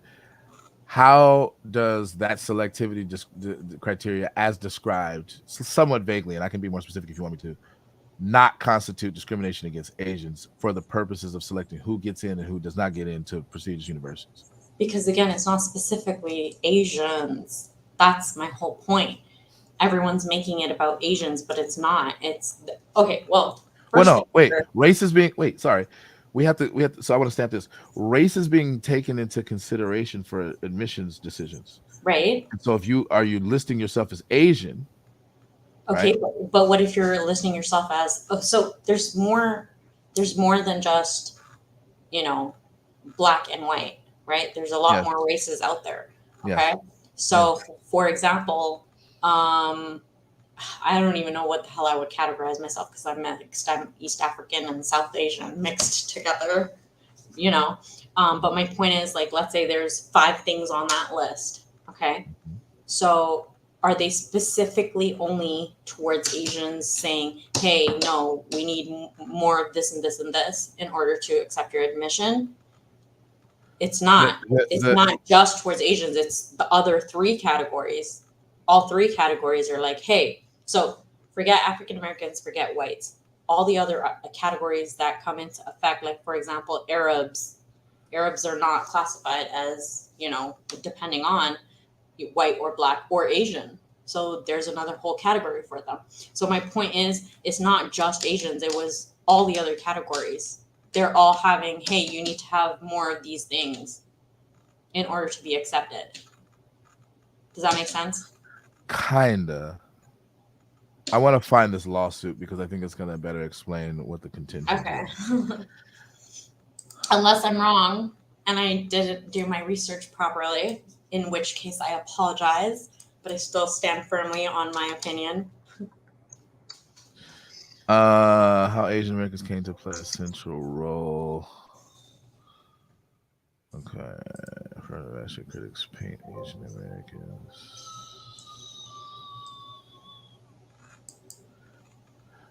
I just want to get the contentions right. Asian Americans as the model minority. Why that's false. Okay, man, it's not hard to find like all the stuff disagreeing with it, but like, okay, Science Direct, Asian American discrimination at Harvard admissions. Let's see. Abstract. Using detailed admissions data made public in the SFA versus Harvard case, we examine how Asian American applicants are treated relative to similarly situated white applicants. Our preferred model shows that typical Asian American applicants would see their average admit rise by 19% or approximately 1 percentage point if they were treated as white applicants. We show that one of the channels through which Asian Americans are penalized is the personal rating, and including the personal rating cuts. Okay, I've read that before. All right. Can I you guess, elaborate on yeah, that? yeah. I'm just trying to see if I can find something that makes it a little bit less nerdy. All right, the National Review is right leaning, and so is the New York Post. I don't know that their perspective is going to be. Clearly, it's biased towards the right. I don't know that their perspective is going to be more accurate than the contrary perspective. Higher Ed Institute. Sorry, Higher Ed unites against Asian students in Supreme Court's Harvard discrimination case. Yeah, that is biased as hell. Students of fair admissions exposed. Okay. The dirty little secret of higher ed admissions is that achieving a desired diverse racial mix means discriminating against Asian applicants, or at least a secret until students of fair admissions exposed it. Students of fair admissions. Supreme Court asked DOJ to weigh in on Harvard affirmative action case. The Supreme Court is asking the Biden administration, to weigh in on. All right. Wow, this is complicated. All right, so let me show the science thing. Harvard fails to refute persuasive discrimination against Asian American applicants. This is right leaning as well. What publication is this? Okay, this is National Review. All right, before we go here, I'm gonna go to Science Direct. They have some kind of scientific paper or whatever. Let me show this to the audience. Sorry if this is boring stuff, but we're doing research in real time, and that's just what it is. All right, Asian American discrimination in Harvard admissions. Okay, this is by Science Direct, European Economic Review, Volume 144, May 2022. Wait, Asian American discrimination in Harvard admissions. Okay, go ahead. Sorry. Abstract. Using detailed admissions data made public in the SFFA versus Harvard case. This is the case I think that ultimately ended up going to the Supreme Court, which is what we're talking about. We examine how Asian American applicants are treated relative to similarly situated white applicants. Our preferred model. So they have a certain model, and perhaps their model is not the right model. I'm not in a place to evaluate it because I don't know what it is. Right. But I just want to stamp that might be an attack vector. Our preferred models, just that phrase suggests to me that there are multiple models you can take, and depending on what model you can take, it might change the outcomes, and it also might change the conclusions you draw. So this study is not like foolproof. I just want to make sure I'm giving that up. Okay. Our preferred model shows that typical Asian American applicants would see their advantage admit rate rise by 19%, or approximately 1 percentage point. If they were rise by 19%, what? No, they're saying that they're assuming they would get a 19% admit rate rise approximately if they were treated as white applicants. That's what they're saying. But how is that 1 percentage? It's just the 19 to 1 percentage point. I'm not getting that. Or approximately 1 percentage point. I guess that's the ratio. Okay, I don't understand that. That's just a me issue. Okay, they were treated as white applicants. If they were treated as white applicants, we show that one of the channels through which Asian Americans are penalized is the personal rating, and that including the personal rating cuts the Asian American penalty by less than half. Including the personal rating cuts the Asian American penalty by less than half. Okay, I don't know what the personal rating is. While identifying the causal impact of race using observational data and challenging because of the presence of unobservables, this concern is mitigated in our setting. There is limited scope for omitted variables to overturn the result because Asian Americans are substantially stronger than whites on observables associated with admissions, and the richness of the data yields a model that predicts admissions extremely well. I don't even understand any of that. Me either. I'm like, what? So for years there's been, I'm going to read the introduction, see if I can glean something. For years, there has been a perception that Asian American applicants to elite U.S. colleges and universities are held to a higher standard than similarly situated white applicants. Despite this public perception, empirical work on the topic is scarce, primarily due to lack of data. Universities tightly guard access to admissions data and even the criteria by which universities score their applicants and often unknown. The SFAA versus Harvard case provided unprecedented access to Harvard's admissions process using information made public through this lawsuit. We show that Asian American applicants are penalized relative to their observationally equivalent white counterparts. The data we analyzed covers 6 admission cycles for applicants who, if they were to graduate in 4 years, would have done so as the class of 2014 through 2019. The Harvard admissions data is exceptionally rich. In addition to any demographic, geographic, and academic measures, the data include information on internal Harvard ratings that influence admissions decisions. These include Harvard admissions officers' ratings of the applicants overall, as well as ratings on academics, extracurriculars, athletics, and personal qualities. It also includes the admissions officers' ratings of the letters submitted by high school counselors and teachers. Finally, the data include information on alumni interviews of the applicants in the form of an overall score and a personal score. Okay. In this paper, we focus on typical Harvard applicants or applicants who do not belong to one of the following groups: recruited athletes, legacies, donor connections, and children of faculty and staff. So if you're not a part of those groups, that's what we focus on. Right. These special applicants are predominantly white, receive large preferences in admissions, and are evaluated differently than typical applicants. Our primary sample excludes these special groups in an effort to make reasonable comparisons across similarly situated applicants. Importantly, more than 97% of Asian American applicants are not ALDC. So the ALDC is the groups that we just went over right here. That's the excluded groups. Right. Recruited athletes, legacy, donor, and children. So athletes, legacy, donor, children. That's what that means. 97% of Asian applicants are not ALDC, meaning that our sample covers the overwhelming majority of Asian American applicants. However, we also show that our key findings regarding Asian American discrimination are robust to the inclusion of ALDCs. Okay. So even if you include them, their findings still apply. Okay. Among typical applicants, Asian Americans actually have a slightly higher unconditional admit rate than whites. Okay, that makes sense. But as we show in section 3, these unconditional admit rates mask substantial differences in qualifications between the two groups. While it is widely understood that Asian American applicants are academically stronger than whites, it is startling just how much stronger they are. During the period we analyzed, there were 42% more white applicants than Asian American applicants overall. Yet among those who were in the top 10% of applicants based on grades and test scores, Asian American applicants outnumbered white applicants by more than 45%. Of course, Harvard values more than just academics. And here too, Asian Americans applicants as a whole perform as well or better than white applicants on most Harvard ratings. Can I ask you to pause for 2 seconds? Can you click on the number 2 that it's citing? I just want to see where are these stats?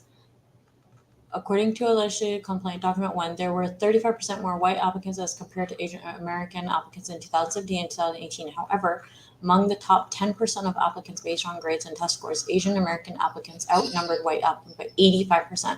Also similar to Harvard, white applicants in the top deciles of grades and test scores are admitted at significantly higher rates than the Asian American counterparts. For example, in the types of economic blah, blah, blah. Right, but my point is where are these stats coming from? I don't know. I mean, it's probably going to be so this is the data and admissions process. It's probably going to be in the data. Okay, just because I'm wondering where is this 45% coming from? Because look, right now, let's say there's 5 people watching this live, right? This podcast, sorry. And we go, hey, out of the 5 people, how many are hungry? And 3 of them comment, we are. So 3 out of 5 people are hungry at 11:43 a.m. Done. My data is complete. That doesn't really prove anything, though. I want to see where the hell this 45% is coming from. Well, I think they just said that it came from the data over 5 or 6 years, applicant data that was made public from the Harvard case. So that's going to be way more than 3 people. Asian American applicants outnumbered white applicants by more than 45%. I don't know. Okay, anyway, sorry. Go ahead. Well, so I'm saying they contextualize it. They say, look, so the data we analyze covers 6 admission cycles for applicants who, if they were graduate in 4 years, would have done so in the classes of 2014 to 2019. That's about 5 years, right? Well, what does that mean if they were to graduate? If they were to be admitted and go on a normal cycle and graduate, they would have graduated from the years of 2014 and 2019. Okay, so that's basically they're just taking applications that they're getting for admissions, and that the Because not data all of is the based off that. Okay, got it. not all of the applicants got in, right? So they can't graduate. They would, if you didn't get Right. in, you can't graduate from Harvard in those years. That's the point. Right. All right. Okay. So maybe we'll put a pin in that until we get to the data part. Of course, Harvard values more than just academics. And here too, Asian American applicants as a whole perform as well or better than white applicants on most of Harvard's ratings. But Harvard's ratings may also be affected by racial preferences and penalties. Indeed, Harvard acknowledges that race, in the form of preferences for underrepresented minority groups, URMs, is one of the inputs into the overall rating. Day 4 trial transcript. So this is 3. So you want me to click on this, I assume? Day 4 trial transfer 2018. Students for fair admissions, including the president and fellows of Harvard College at civil action. Okay. Oh. Page not found. Huh. Interesting. Yeah, I don't know. Let's go back. So Okay. it's GitHub though. Let's see what 3 says. Past U.S. Supreme Court rulings allow universities to enact affirmative action to increase the representation of underrepresented minority groups. Yep. For this reason, we focus primarily on comparisons between Asian Americans and white applicants, since neither of these groups should be impacted by affirmative action. However, we keep African American and Hispanic applicants in our sample since they help illustrate when and where racial preferences are active in Harvard admissions process. In online appendix E21, we illustrate that estimating a model with just white and Asian American applicants also results in a statistically significant penalty against Asian Americans. Okay, cool. Wait, but the top says past U.S. Supreme Court ruling allow universities to enact affirmative action to increase the representation of URM. Asian Americans are not considered, by and large, are not considered URMs. Harvard acknowledges that race in the form of preferences for underrepresented minority groups. Where did it say they're not included in that? Between Asian American and white applicants, since neither of these groups should be impacted by affirmative action. Right. Okay. So the implication is that they're not a part of the URM. For this reason, we primarily on comparisons between. For this reason, we focus primarily on comparisons between Asian American and white applicants, since neither of these groups should be impacted by affirmative action. However, we keep African American and Hispanic applicants in the sample since they help illustrate. I mean, okay, sorry, go ahead. Yes, you're right. Okay. But it's interesting to question that, but that it seems like a conclusion to draw is that they are not considering Asian Americans or whatever as URM, whatever they mean by Asian Americans, which is actually also not clear, as a part of URM. And I don't know how that's defined by the federal government either, to be honest. Right. Okay. Consistent with this, we find large racial gaps in the assignment of overall rating conditional on academic strength. Similar patterns hold for the personal rating, suggesting that this measure is also directly influenced by race. Further, we show that racial groups who have observed characteristics associated with lower overall and personal ratings score higher on these ratings, again suggesting a direct role of race. We estimate this is long. Just really long. All right, it's gonna be long. I'm still going to read it, though. I'm going to power through it. Sorry if this is boring to the audience, but we're going to learn today. We estimate a model of Harvard admissions that aims to uncover the casual influence of Asian American status. Given our findings that race influences both the overall and personal ratings, our preferred model of admissions described in section 4. Oh, shit. What happened? I skipped to section 4, not realizing that's what I was doing. Oh, oops. Shit. Identify effective race. No, you gotta scroll up more. We didn't read none of that yet. Okay. Section 4 excludes both of these ratings. I'm gonna read the sentence again. Sorry. Given our findings that race influences both the overall and personal ratings, our preferred model of admissions described in section 4 excludes both of these ratings. That said, we include numerous other variables that would capture differences in non-academic attributes of the applicant pool. The set of controls available for outnumbers past work on admissions, and as a result, the model fits the data extremely well.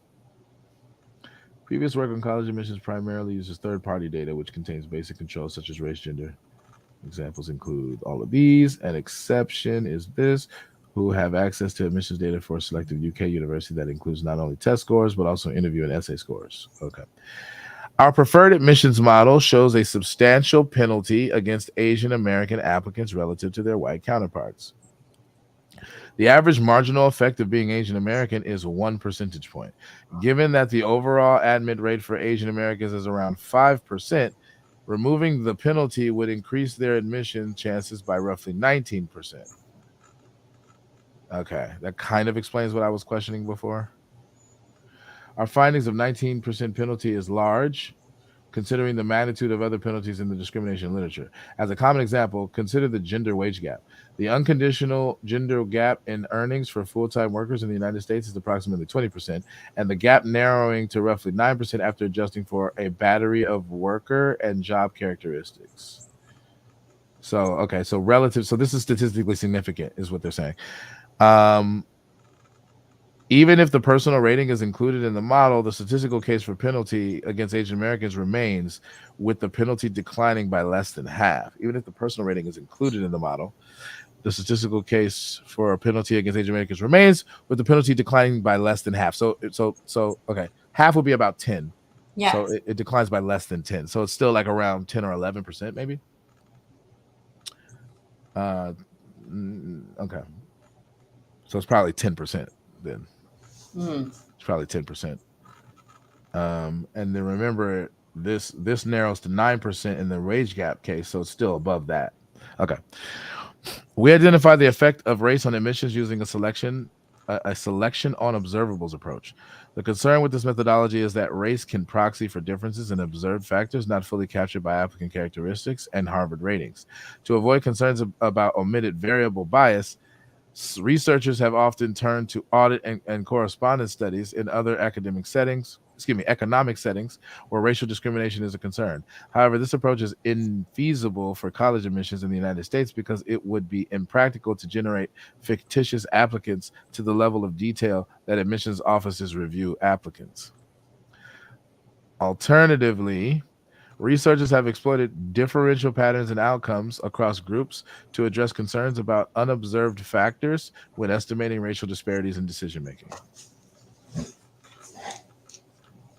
This approach is typically employed in settings where limited data expands the scope for unobserved factors to overturn the impact of race. While neither of these approaches are available to us, concerns about omitted variable bias are significantly reduced in our setting. The richness of the applicant data yields a model of admissions outcomes that matches the data incredibly well. The pseudo R squared of our preferred model is equal to 0.56, a value well above what is considered an excellent fit. For comparison purposes, this estimate racial preferences in elite college admissions to obtain a pseudo R squared of around 0.2. In section 4, we provide further insight regarding. Okay, so these are going to be metrics of how good the data is. Right. I assume. I don't know how to evaluate this or fact check this, but that's what I'm understanding. I need a quick minute. Okay. Okay. All right, I'm going to continue reading while she waits, or until she comes back. All right, in section 4, we provide further insight regarding the fit of our model. Let me full screen this bad boy real quick. All right. In section 4, we provide further insight regarding the fit of our model by mapping our pseudo R squared value to model accuracy and more traditional R squared measure. Not only is there limited scope for omitted variable bias, the evidence suggests that, if anything, we are likely understanding the direct penalty Asian Americans face in the admissions process. Asian American applicants are significantly stronger than white applicants on the observable characteristics outside of race that Harvard values when making admissions decisions. While there may be differences in unobservables as well, researchers typically assume that groups that are stronger on the observed characteristics are also likely to be strong on the unobserved characteristics. Indeed, the selection, that selection on observed characteristics moves in the same direction as selection on observed characteristics provides the motivation for the empirical approaches. Okay, cool. Okay, so these are other people who've done the research. However, In our case, the estimated effect of being Asian American is negative, despite Asian Americans being positively selected on the academic and non-academic observables associated with admission. Thus, if we were to follow the literature and assume Asian American applicants are also stronger on the observed factors affecting admission, the actual penalty would be larger than our estimates indicate.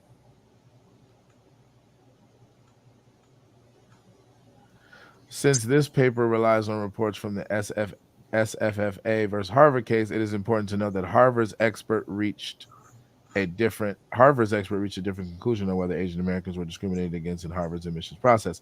In Online Appendix E, we outline the key differences in the analysis and why we believe our approach to be correct. But it is essential to point out that taking all the modeling choices of Harvard's expert and simply removing the personal rating shows a significant admissions penalty against Asian Americans.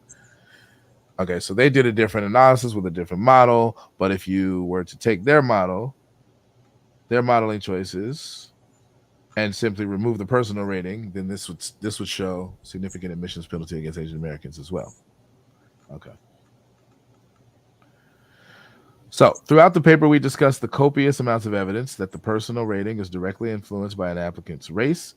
In particular, 1, every model of the personal rating shows a significant penalty against Asian Americans. 2, Asian Americans are stronger on the observable associated with the personal rating. And 3, the personal and overall ratings, where race explicitly plays a role, are the only ones where the ordering of the race coefficients is the opposite of the strength of the racial groups on the observables. Given all evidence, it is clear that the personal rating is an improper control and a model of admissions focused on estimating racial preferences. Accepting Harvard's argument that the personal rating is an appropriate control provides a blueprint for how to discriminate both in admissions and in the workplace, simply creating a rating to penalize the targeted group. Damn! I understood that part very well. That's crazy. I'm going to read that shit again. Given all the evidence, it is clear that personal rating, I hear you breathing, I don't know if you're back yet, but it is clear that the personal rating is an improper control and a model of admissions focused on the estimating racial preferences.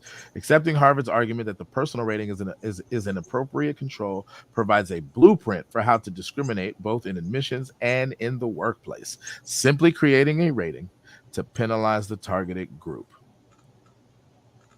Huh. That's bold. Okay, she's not back yet. All right, so data and admissions process. Okay, so we're gonna get this. So this is fascinating, by the way. This paper here. They're gonna get into the data, and it's gonna a lot of it's gonna be above my head. So this is in some sense kind of above my pay grade in terms of my ability to like thoroughly understand all of the nuances of what they're saying. I understand it at a very basic level. So sadly, I wish I understood it a lot more thoroughly.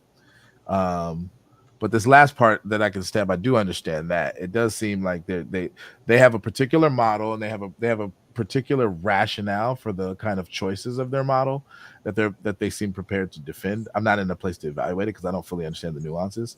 But they're comparing their model to the model that the Harvard experts used in the context of the court case, and they're finding fault with the other model. Because that model controls for something that is inappropriate. They shouldn't control for that because the whole point is to see how racial preferences are influencing admissions decisions. And if you control for those things for the personal rating in the way that the experts controlled for it, then it obfuscates the impact that the racial preferences has, because that's precisely where the racial preferences are the most pronounced in terms of factors that influence the decisions. And so if you do that and that passes as legit, then this literally can be replicated. And so if you really wanted to discriminate against any group and you wanted to do it in a legal way, all you'd have to do is replicate exactly what the Harvard experts did, which is control for a personal rating. You create some kind of rating that is designed to target a particular group that you want to penalize for whatever your reasons, and then you just do it that way. That's what they're saying. That I understood. That makes sense. And if their analysis is true, they have a pretty damn strong point, I gotta say. It would be interesting to compare the rationale for the experts' analysis in the context of the case, the SFFA versus Harvard case, Like why did they choose what is their rationale or justification for the way that they did things? Is there an argument on the other side for controlling for personal rating? I just don't know enough of nuance to be able to come up with that on my own, but that would be, I think, a fair place to go in terms of questioning things. But yeah. So I'm gonna skip down to their conclusion. But the data matters. So I didn't go over the data only because I don't think I'm going to be able to understand it that well. All right, conclusion. The perception that Asian Americans are discriminated against in elite college admissions has led college consultants to, quote, make them less Asian when they apply, end quote. Damn. To get into elite colleges, some advise to appear less Asian. Wow. Wow. Wow. Okay.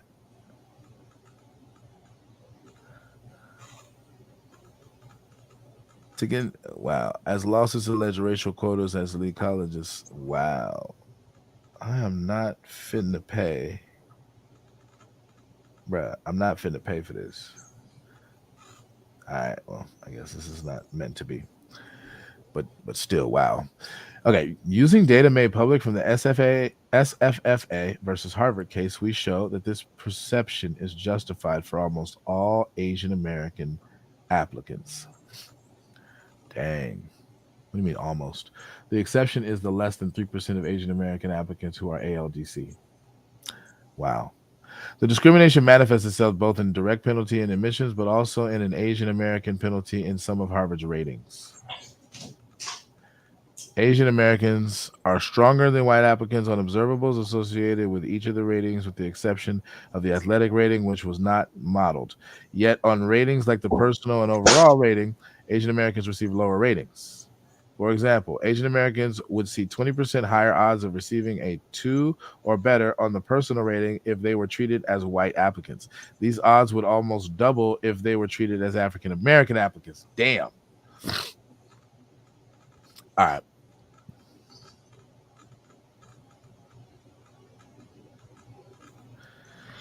These penalties against Asian Americans in the ratings also translate to penalties in admissions. Using whites as a base, our preferred model shows an average marginal effect, -1 percentage point of being Asian American. This implies a 19% penalty given the admission rate for typical Asian Americans was highly over 5% for the period we analyzed. This admissions penalty is likely an understatement for the following reasons. Asian Americans are stronger than whites on the observable associated with admission, and 2, there is evidence of bias against Asian Americans in some of the other ratings that are included in the model. It remains an open question how the loss of these admissions opportunities impacts Asian Americans. Based on their strong applications, it seems likely that Asian American applicants denied admission to Harvard as a result of race will attend an alternative selective college. Of course, this does not necessarily mean that the costs are inconsequential, as the monetary and non-monetary value of attending Harvard College might be quite high. For example, the recent college admissions scandal suggests some families have intense preferences for attending an elite college. Oh yeah, the Chaplain Kennedy. I remember this. U.S. charges dozens of parents, coaches in massive college admissions scandal. NPR. Guess who's back? My apologies. Back again. Sorry. Have a Goldie's back. With patient. Tell a friend. Okay. Sorry. Yeah. All right. Now I was just reading to my audience while you're gone. So I went to the conclusion part and I was reading it out loud. I'll reread it for you to get you caught up. But let me actually no, I won't finish it. I'll just start over because it's actually short. In conclusion, so this whole paper is meant to establish the case that I was making on the other side, and I'm trying to make sure that I'm representing all sides fairly. The case in the context of this is that there seems to be a legitimate reason to suspect that Asian Americans in particular, in the context of college admissions to places like Harvard, are being discriminated against. And this study breaks down exactly what that discrimination consists of, okay? Mm-hmm. Or at least there's a strong case to be made. So here's the conclusion. The perception that Asian Americans are discriminated against in elite college admissions has led college consultants to, quote, make them less Asian when they apply. And there's an article here that literally advises people to get into college, elite colleges. Some advise to appear less Asian. This is a Boston Globe article. It's paywall. This is a paywall here, so I can't really Oh, there was a paywall. Oh wow, I guess there isn't now. All right, Oh, to cool. read full article, maybe. Okay, wait, hold on. So what? As lawsuit, racial quotas. Blah, blah, blah, blah. Okay, so where is it telling to appear less Asian? Let's read that part real quick if we can. It literally says appear less agent. So you want me to read the article? I'll just read the No, I article. want to see how can you appear less Asian. On your application. Yeah. Brian Taylor is the director of Ivy Coach, a Manhattan company that advises families on how to get their students into elite colleges. A number of his clients are Asian American, and Taylor is frank about his strategy for them. While it is controversial, this is what we do. He says, quote, we will make them appear less Asian when they apply, end quote. That a hardworking, high-achieving Asian American student would want to appear less Asian on a college application may seem counterintuitive, but Asian American students already make up a disproportionate percentage of the student body at many select schools compared to their share of the general population, and that's the problem. Some call it, quote, the bamboo ceiling, end quote, of racial quotas, telling stories of Asian American students with perfect SAT scores and GPAs turned down by elite colleges who limit the number of Asians they will admit, effectively forcing them to face a higher bar for admissions than other racial groups, including whites. In response, groups of Asians have filed lawsuits against top schools, including one on May 15th by a coalition accusing Harvard and other Ivy League institutions of using racial quotas to admit lesser qualified candidates over Asians. And some families are turning to consultants who offer services aimed at helping their students stand out from the competition and avoid what James Chin called, quote, the Asian penalty, end quote, in admissions. Chin founded Asian Advances College Consulting 20 years ago in response to what he considers bias against top Asian students in elite college admissions. His firm, which is based in Alameda, California, also has clients on the East Coast, he says, including Boston. Quote, the admissions officers are seeing a bunch of people who look alike, high test scores, high grades, many play musical instruments and tend not to engage in more physical sports like football, end quote, Chin says. If students come to him early in high school, Chin will direct them to, quote, switch to another musical instrument, end quote, or, quote, play a sport a little bit out of their element, end quote. And for the college essay, don't write about your immigrant family, he tells them. Don't talk about your family coming from Vietnam with $2 in a rickety boat and swimming away from the sharks. Wait. Yeah, but that's very iffy. I mean, like, okay, for example, I don't know if you know this, but I actually was in med school for a whole year. Okay. And when I was applying for med schools, I was advised how to write my application and I was advised to not do certain things. Why? Not because it would make me appear less brown, because that's what I'm classified as in Canada, but because so many people write about the same shit, it's hard to differentiate, like, well, your sob story compared to my sob story, because we all have the same damn sob story. So I don't think it's to appear less Asian. It's maybe to have a up on other applicants. For example, an applicant who has high test scores, an applicant who plays instruments yet doesn't play any sports, and then you apply and you have a high SAT score, you play an instrument and you play a sport. They might choose you now over that other applicant. Doesn't mean it's because they were Asian. No, maybe you just have more qualities they're looking for. So I think you're missing the point that's being made in this article, though. No, I get that, but it's just very iffy. Like we are telling applicants to appear less Asian. I don't think this is making them appear less Asian, though. That's we haven't gotten to the details that actually stamp it. So I want to read that part and then stamp it. Okay, go right ahead. now. Okay. One of Chin's New York clients is a girl who attended a top. So this is actually going to be an anecdotal piece of evidence to illustrate what they're talking about. Okay. One of Chin's New York clients is a girl who attended a top public examination high school in the city where more than half of the class is Asian. She got a perfect score on her SAT, was valedictorian, class president, and captain of the badminton team. Her father, who asked the family not to be identified, told the Globe that he contacted Asian Advantage when his daughter was a sophomore. He and his wife immigrated from China, and their daughter was born here. In general, quote, in general, we have the impression that it's not easy for Asian Americans to apply to college, end quote, he said. Chin said that he worked with the teenager to, quote, de-emphasize the Asianness in her resume, end quote. Now, here's what that consists of, and I want us to focus on this. She played the piano, but he encouraged her to participate in musical theater. Badminton was a no-no on her college app. Too many Asian students play racket sports. Ditto for Asian club. Too many Asians are in Asian club. And she was to avoid saying that she was interested in biology or wanted to be a doctor. Why? Because too many Asians are pursuing that precise thing. So the sense in which they're trying to de-Asian their profile is too many things that are proxies for people being Asian, and we're kind of give her away as an Asian, and therefore and result ultimately on this argument or on this view and her being discriminated against for the purposes of getting in, is she's just not going to submit that information, right? I Because disagree. well, no, but I'm just saying this is what the argument is, right? So feel Right. free to disagree with it, but this is what the argument is. So the sense, so it's not iffy in this sense. There are a whole bunch of proxies for determining whether people are Asian or not, because there are a whole bunch of pronounced trends amongst Asian communities as in terms of applicant pools, right? And this kind of data, this kind of like data analysis is commonplace. Like there's all kinds of trends by communities, by different racial groups that are proxies for them being members of those groups. And that they're so reliable, in fact, that you can actually predict what to market to people, which is one of the reasons why this kind of information is super valuable in the context of marketing. But in the context of college admissions, you can actually tell, or you can make fairly reliable predictions on the whole of the kinds of people you're admitting into your institution. And Uh-huh. so they know that, and that's what they're taking advantage of, or they're taking into account when they advise students who are Asian, who are really strong applicants, to de-emphasize that part of themselves, because it's going to count against them ultimately, is the view. Okay, so that's the explanation of the view. What do you disagree with exactly?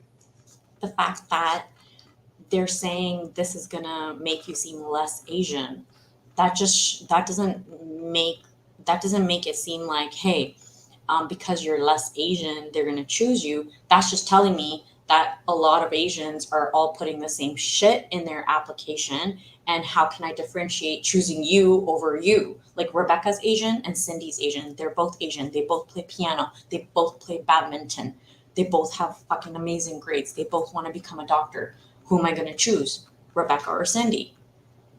I don't know, because they No, both have but so wait, many similar you things. might choose a white applicant who doesn't observe those Asian trends, or African American applicant who doesn't observe those Asian But trends, that's what and I'm who trying may to not say. even That get as good grades, or have good as good SAT scores. but that's what I'm saying. Like, so it says she was accepted early admissions into Harvard. Okay. Right, but wait, why though? So according to this view, she was accepted early admission into Harvard because she de-emphasized her Asianness. But That's but the she, contention of the view. but she put down social sciences, meaning she still Instead wants of social in, science. instead of biology. Why did she do that? I can't explain why. I'm just saying it doesn't make sense to me that that's the reason why. Her last name is Chen. They already know she's Asian. So That's if not they wanted to, necessarily true. One, but you're right. Maybe her name could give it's her a very away. big factor. Come on, I'm just saying if your last name is No. Chen, it's I'm trying to presumed, agree partially, right? Like, but I so don't think what? agreeing with that undermines the point that's being made here. No, So, but the point right. I'm trying to make is if you have a very prominent name like Chen, it's pre-assumed, okay, that you're probably Asian, I correct? don't. I don't. I mean, maybe do they take names into account? Do they do these blind? I don't know what the admissions process is.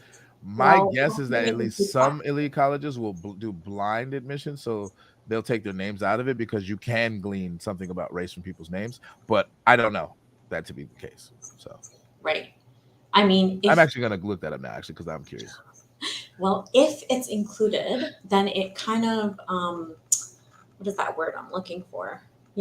Contradicts the whole thing of it of let's de-Asianize you.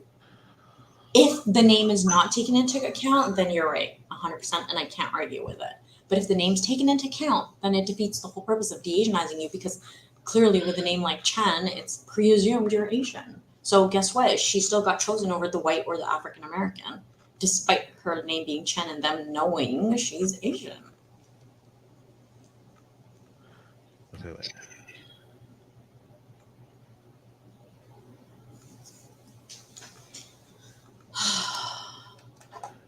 I don't know if they look at applicants' names. I'm actually curious now. What we look for? If they know applicants' names on the applications. Like when they're no, they're on the applications, but like when they review them, do they strip them of their names and do blind reviews with respect to their names? Right. Okay. I actually don't know how to. I don't actually don't know how to find that really quickly.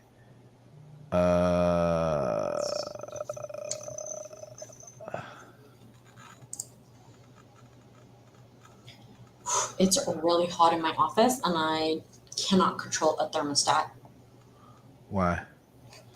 because the thermostat is for the whole back area, not just my specific office. All right, I found this. We might be able to glean some information here. Here's how the Harvard admissions process really works. Okay. All right, this year's crop of high school dreamers have an advantage their predecessors did not, an inside understanding of how the college decides who qualifies. Okay.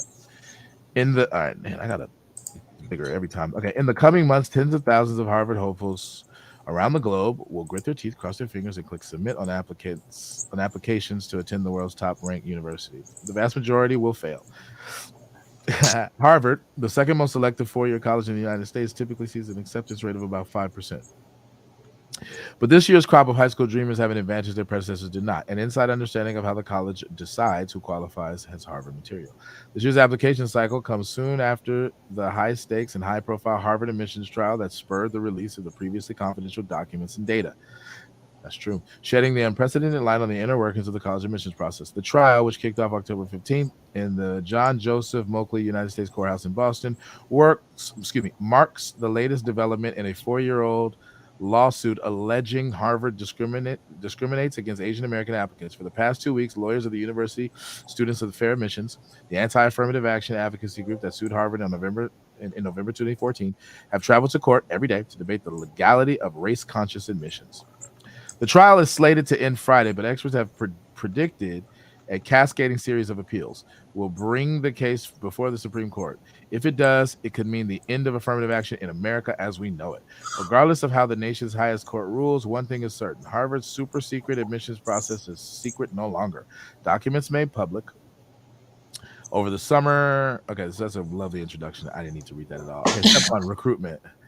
Okay, step 2, alumni interview. Step 3, Harvard reads applications. Okay, this is the part I want. As students around the world anxiously prepare for alumni interviews, admissions officers back in Cambridge sit down to sift through tens of thousands of applicants. Harvard assigns each admissions officer a geographic region and asks that they read all applications from students living in that area. The first reader for each application records a Harvard-dictated set of data points and makes note of any missing materials.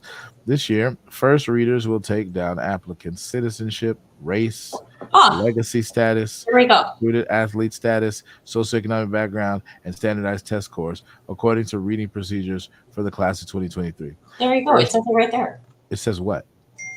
This year, first readers will take down applicants' citizenship, race, legacy status. Yeah, but the rate that was never in dispute. What I'm talking about is, do they have their names? But it doesn't matter. They already know what the race is. That was the whole point. Okay. That was the whole point we were trying to get at. Who cares about the name? If you know this person's race, you already know what the race is. Forget the name, forget the application, forget any of that. Okay, but that they take into account their race at Harvard was never in dispute, though. I was just trying to see if they had their name, because de-emphasizing their Asianness consisted partly in de-emphasizing the trends by race. So, like, I thought your point before, correct me if I'm wrong, maybe I misunderstood. I thought your point before was, like, it's somehow not valid to suspect that they're taking race into account precisely because, or merely because, there are general trends in terms of Asian people. And that's what I thought you were saying. That was my point. My point was that if it clearly says you're Chinese, for example, okay? So now, like I said, Michelle, and now I'm changing names, Michelle and Rebecca both show that they're of Chinese race, okay? They both play piano, they both play badminton, they both want to do biology. Who do I choose? Rebecca or Michelle?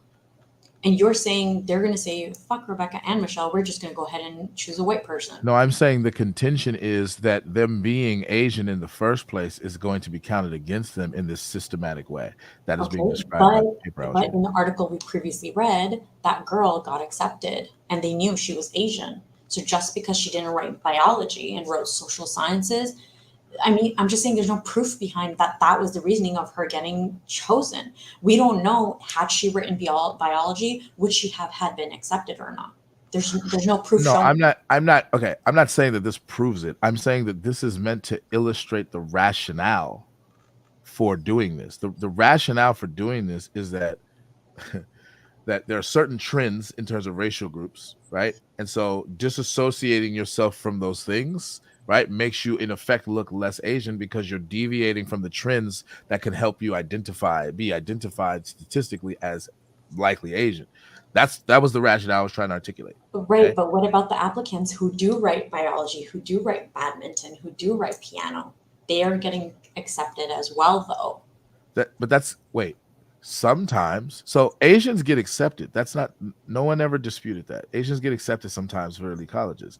Right? The contention is that Asians are not getting accepted as much as their credentials, what you would expect from their credentials, Okay. because the admissions process entails implicit or explicit forms of discrimination against Asians. I disagree. That's what I'm disagreeing against, though. I'm saying if an applicant, forget your race, if an applicant, plays an instrument and loves science, and there's 100 applicants like that, and now there's 100 applicants who play an instrument, love science, and also play a sport, they're gonna have more favorable of being chosen because now they have a whole extracurricular, and that's why when you're in high school, extracurriculars are so important as much as having high grades are.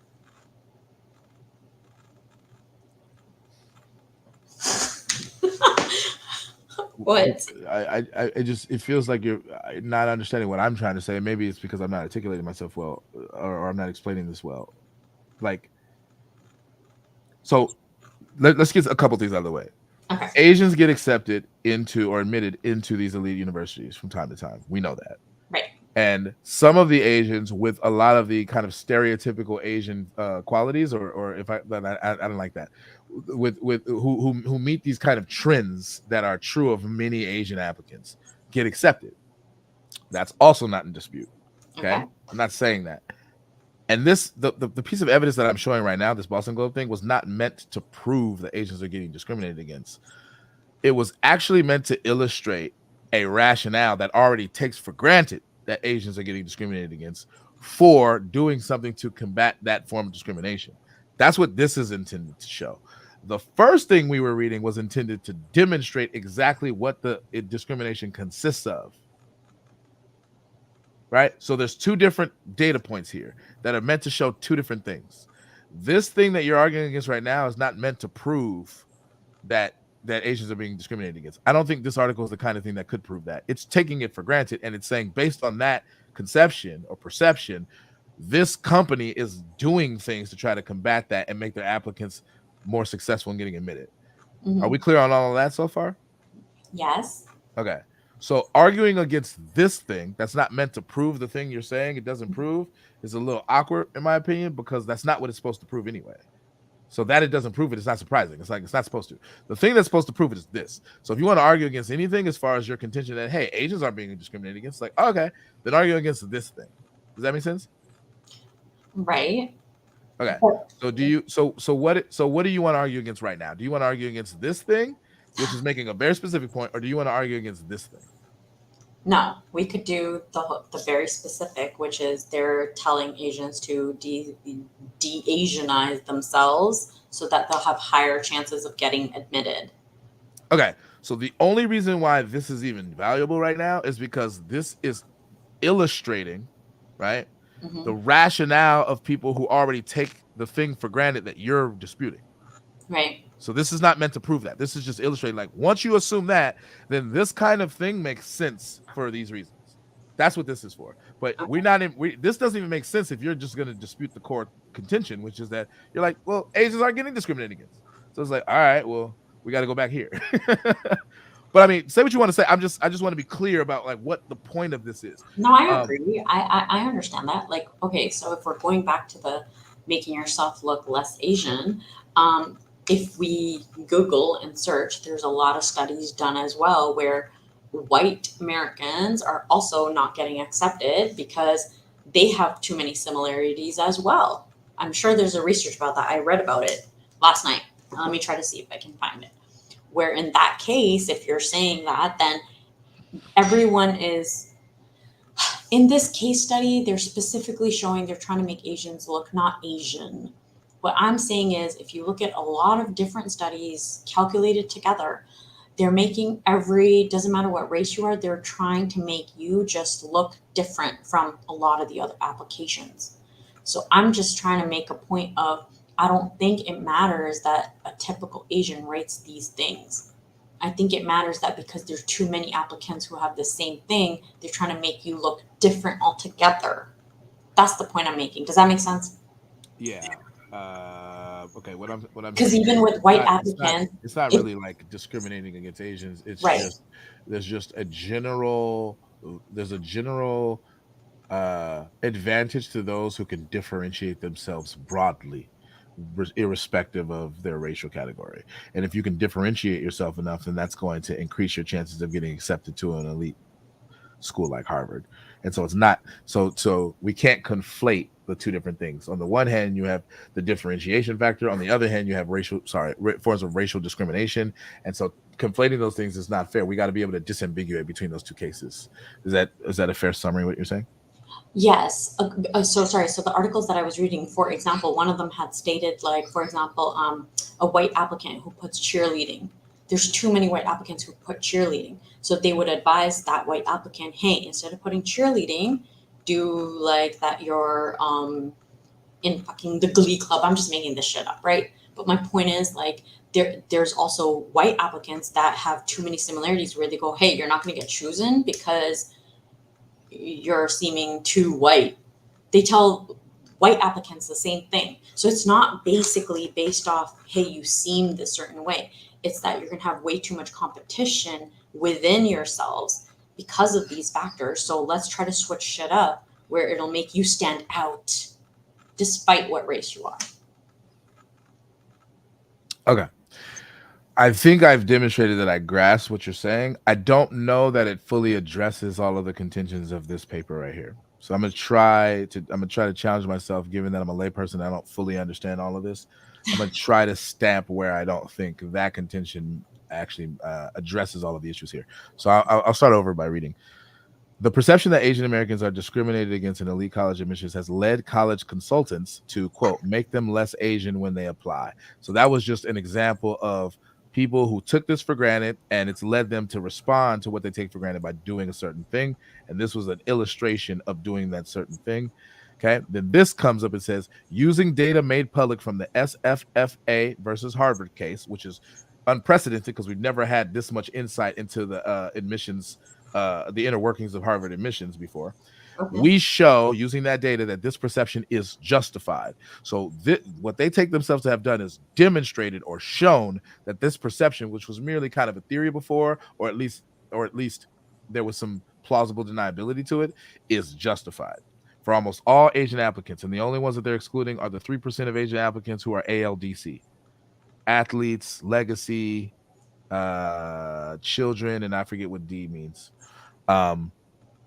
So the discrimination manifests itself. So this is how the discrimination works. The discrimination manifests itself both in a direct penalty in admissions, but also in an Asian American penalty in some of Harvard's ratings. Okay. So the direct penalty might be more like, hey, you're an Asian. We're going to put you in this pile of Asians, and then we're going to do certain things with that. That might, I don't know if it works quite like that, but that might be an example of like directly, like you're Asian, penalty for being Asian, but also an Asian American penalty in some of Harvard's ratings. So there's certain ratings that take into account race. And so if you're Asian, then your rating, statistically speaking, is less likely to be lower by comparison to others who are not ALDC, according to this study. Asian Americans are stronger than white applicants on the observables associated with each of the ratings. So the ratings include observables and non-observables. The observables, I think, would be things like test scores. They're objective. Like, you know what I mean? Like, Right. and then the non-observables would be like, like how fucked up was your life or some shit. Like, I don't know, like other things like that, I guess. Asian Americans are stronger than white applicants on observables associated with each of the ratings, with the exception of the athletic rating, which was not modeled. Yet on ratings like the personal and overall rating, Asian Americans receive lower ratings. So the personal and overall rating, they receive lower, like on the whole. At the same time, underrepresented minorities receive a bump on these ratings despite being substantially worse on the observables. So that's important. I like this footnote here. So Mhm. so while the general trend is that underrepresented minorities are receiving a bump in these ratings despite being substantially worse in the observables, the SATs, things like that. And that's supposed to be a kind of compensatory principle because those racial groups have been historically marginalized. And the idea is that all of the systemic factors have negatively impacted their scores on the which is the basis on which they're being Right, of evaluated. course, So we're of course. compensating for that. But Right, Asians are not being treated like this. Asians are being negatively impacted. So so black people, for example, would be under the minority category. They're being bumped up. White people, I don't know if they're being bumped up or down. They're probably just the same for sake of argument. And then Asians are being let down. And right. then they're being evaluated. That's the contention of this. For example, Asian Americans would see 20% higher odds of receiving a 2 or better on the personal rating if they were treated as white applicants. So if you treated the Asian people as white applicants, they would be more likely to receive a 2 or better. Got it. These odds would almost double if they were treated as African Americans. So if you were Asian, same Asian qualifications, but if we put you in the African American pile and we treat you like African American, then that shit will more than double as far as your grades. So if you're an Asian person and you have all of these accolades and you're just like, you know what, I'm gonna put black, just see what happens. You're gonna be more likely to get accepted according to this study.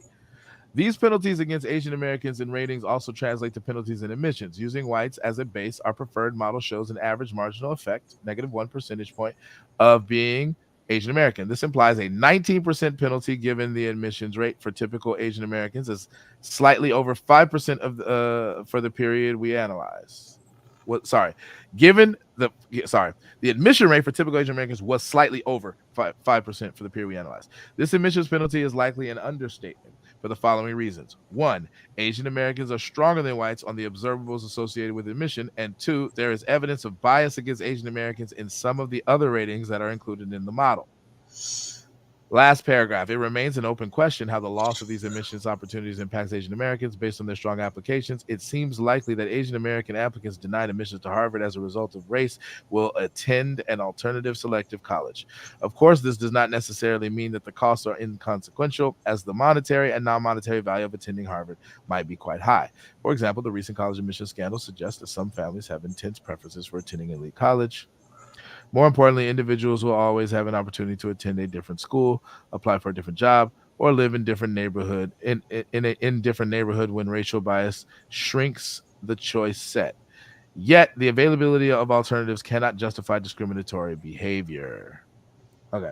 So this is the conclusion that they draw wrapped up in a nutshell. We didn't go over the data. If you want to have contentions with the data, just know that I'm a layperson and I don't know that I'll be able to understand the data thoroughly enough to argue both for or against it, but we can Wow. try our hand if you want to. But I just wanted to kind of this is a great summary of what they're taking themselves to have demonstrated or found. Right. What is it about these findings or contentions that you disagree with exactly? I'm going to read it back to myself really quickly. The percentage that Asian Americans are discriminated against in early admissions has led constantly to make them less Asian when they apply, blah, blah. Okay, we already knew that. It manifests itself both in the black county admission, but also in an Asian American picking against someone for its ratings. Asian Americans are stronger than white applicants on the associated with each of the ratings with exception of the athletic rating, which is not modeled yet on ratings of the personal and overall rating. Receive lower ratings, for example, Asian Americans would, okay, we already got that. Penalties against Asian Americans in the rating also translate to penalties in admissions. Using white as a base, our preferred model shows in effect -1% point for being Asian American, the input 9% penalty given the admission rate for typical Asian American, slightly over 5% for the period we analyzed. The admission penalty is likely an understatement. Following reasons, Asian Americans are stronger than white on the observation are associated with admission, and evidence of bias against Asian Americans in some of the other ratings that are included in the model. Can you scroll down a little bit? I forgot. Oh, what happened there?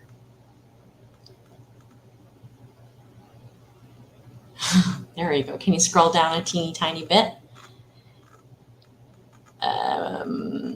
It remains an open question how the loss of those admissions opportunity impact Asian Americans based on their strong applications. It seems likely the applicants denied admission to Harvard as a result of race will attend an alternative selective college. Of course, this does not necessarily mean the costs are inconsequential as the monetary and non-monetary value of attending Harvard be quite high. For example, Admission scandals suggest some families have intentional reasons for attending an elite college.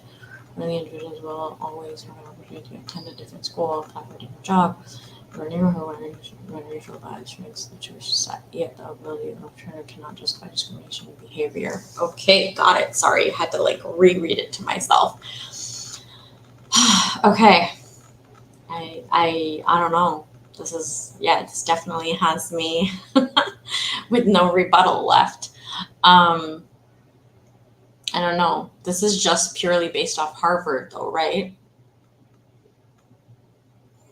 And the new ruling that just wait, say something so I can hear you. I can't hear you. No, I muted myself because I was like sniffling and stuff. Okay, I was like, oh my god, what happened? I can't hear you anymore. Okay, I sent you two things. One, the first link, ignore because it's an accident. I copied and pasted the wrong thing. The second link is the article, so you can pull it up on your computer if you wanted to. That way, you don't have to rely on my screen. But I wanted to take the screen away. So go ahead and click on that on your end. Where am I clicking this? In the private chat. I'm like trying to figure out how I get there. Where you put the email yesterday. Oh, private chat. I see it right in front of me. Am I clicking on that second link? Yeah. Okay, but then I can't see you anymore. But it's okay. Okay. Yeah, you don't need to see me. Right, I have it open. Good, because I took it off so I want my audience to be able to see us interacting. Okay. So yeah, what is your? I mean, how might a person in good faith challenge these things? I think one way to challenge it would be they use a very particular model. It's one of many alternatives models. Mm-hmm. And so you have to make a case for why their model is better than other models. In particular, there's two particular models that I think are particularly salient to compare. The model that they use in this study, that based on which they have their findings, their conclusions, and then the model that was used in the context of the SFFA versus Harvard case by the Harvard experts. Mm-hmm. They used a particular model that controlled for something that this paper argues they should not have controlled for, because of them controlling for it obfuscates the sense in which actually Asian Americans are penalized on racial grounds in terms of their personal and overall scores. Okay. And so they controlled for that when they should not. It was an inappropriate control is what they argue. So maybe a good faith person can go, actually, no, it's not an inappropriate control for X, Y, and Z reasons. Now, I don't know enough about how controls work generally to actually like come up with that case on my own. So this is just kind of where the limits of my understanding fail me. But I know enough about, or I understand enough about this to know that might be an important attack vector right there. Okay.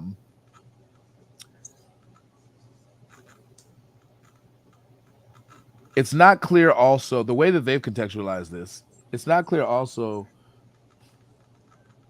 So their analysis demonstrates that African Americans are actually getting bumped up or rewarded based on their racial category. They are more likely to get higher scores on the unobservable stuff, or like the higher personal and overall scores. And that kind of helps make them more competitive, even though, statistically, they're less likely to have, as good SAT scores as Asian Americans. They don't perform as well on the SATs and other standardized tests and things like that. Mm-hmm. Now, if you take for granted that these standardized tests are culturally biased, then this kind of adjustment can be justified because you're compensating for the cultural bias inherent in the criterion in the first place. Okay. So that might be an argument you can make for why you can justify doing this for minority groups that are not white. But then why wouldn't you do this for Asians? Exactly. Are they culturally, is the like how could, like, let's try to, like, in good faith, like, if they're culturally biased in favor of white people, then that would not include Asians. Right? Okay. So then why are you treating Asians in a way where you're bumping them down? Mm-hmm. Shouldn't you bump them up just like you do all of the other minority groups? Okay, so here's my logic behind it. Again, there's no factual evidence behind my thinking, so I just want to make that clear to your audience. So, like, Asia is known for being stricter and having a stricter schooling guideline. Right? Like my sister, she's a teacher. You're a teacher. She actually taught in China for 4 years. as I mentioned before, she came at the time of COVID. So the teaching there is a lot more different. Like the students who are like in grade 1, if you look at them statistically, compared to students in grade 1 in the United States, are already learning way more. Their curriculum is different than our curriculum here in North America. Okay. So a lot of Asians who even, migrated over to North America, although they might have the same curriculum, their core values might be different than other races, where their parents will be like, hey, you know what, we're going to hire a tutor because we want you to have higher grades. And that's why, as mentioned earlier, a lot of Asians apply for medicine because that's just ingrained, like, hey, you have to be an engineer, you have to be a doctor, as opposed to other races where, white parents or African American parents don't have that pressure on their children to specifically be something when they grow up, right? And this is like just a generalization. There's no, like, I'm not using any stats here, I'm just talking in general. So for that mere fact of, hey, their schooling is different, and a lot of applicants that apply aren't necessarily born and raised even here, so they might have that schooling system that they came from, which is much stricter and a way much higher curriculum. Here, if you're comparing it to African Americans, where they're given that advantage, statistically speaking, there's a lot of children who are coming from broken homes where they're not able to have that, they're not able to go home and actually study. They're having to go home and having to take care of their younger siblings now. And they don't get time to do this. They don't get time to do that. It may be unsafe to be in extracurricular activities in the neighborhood they live in. Like, there's so many factors that factor in to, hey, although, so let's say, Richard is Black and he scores, I don't know how the scoring system works. So let's say Richard is Black and he gets 75% out of 100. Okay.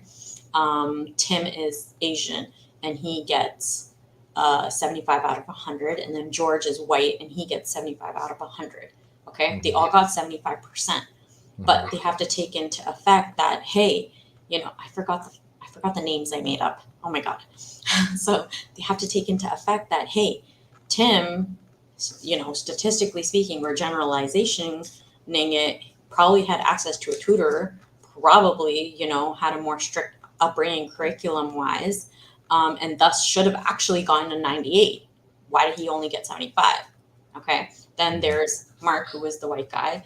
And it's like, okay, it's either near or there because you don't have either things. You don't have a strict upbringing and a curricular that's strict, and you don't have, different factors that you have to put in and variables preventing you from doing what you need to do. Okay. And then there is, John, who is the African American, who now had to go through all these struggles to even, take part in the SATs. And that's why all these three, although they all got 75%, the rating behind it has now changed because of these factors that they're putting in, if that makes sense. I mean, yeah, it makes sense. I was trying. So while you were talking, I was trying to figure out what percentage of Asians were admitted to Harvard versus international students, because you seem to be talking mostly about. At first, when you first started talking, you seemed to be contextualizing this in terms of like international Asian students, so Asians that are coming from other countries. Or even but Asian Americans would be a different category. Well, so even Asian Americans that are brought in, even Asian Americans that are born and raised here, it's just, culturally, like we gotta see like how many generations were you here, right? Like typically, if your parents, and these studies are done from 4 years ago, so I'm assuming then at that point the parents most likely immigrated into America. 2014 to 2019 is where the data comes from. Right. So their parents most likely were not first generation. Right. No. But Asian Americans. So the only thing I'm trying to make sure that we clear is the distinction between Asian Americans. So they may be first, second generation, but they live here and they're applying from here, yes, versus people overseas. So people from China, Japan who are applying to eliminate them completely. I'm talking about core values that different cultures have, generally speaking. Okay, so that's the thing. So you can maintain that part of your argument.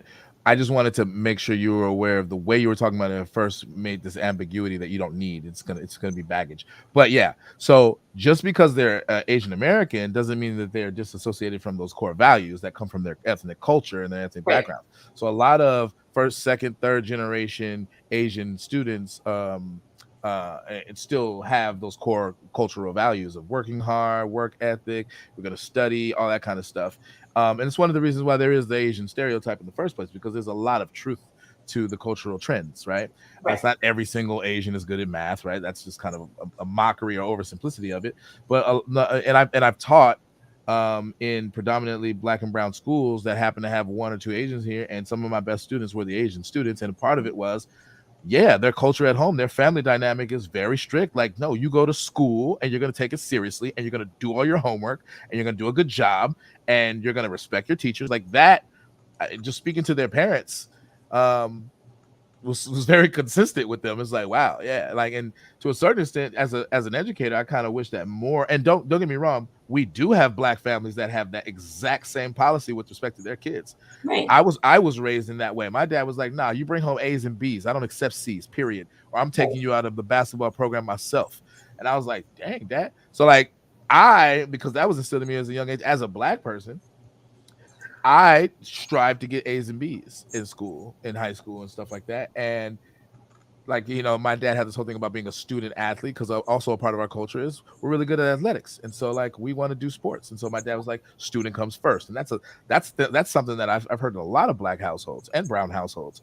Right. So like we do have that in our culture too, but statistically, a lot of times we have non-ideal circumstances and non-ideal situations that interact and negatively impact our ability to instill those values into our youth.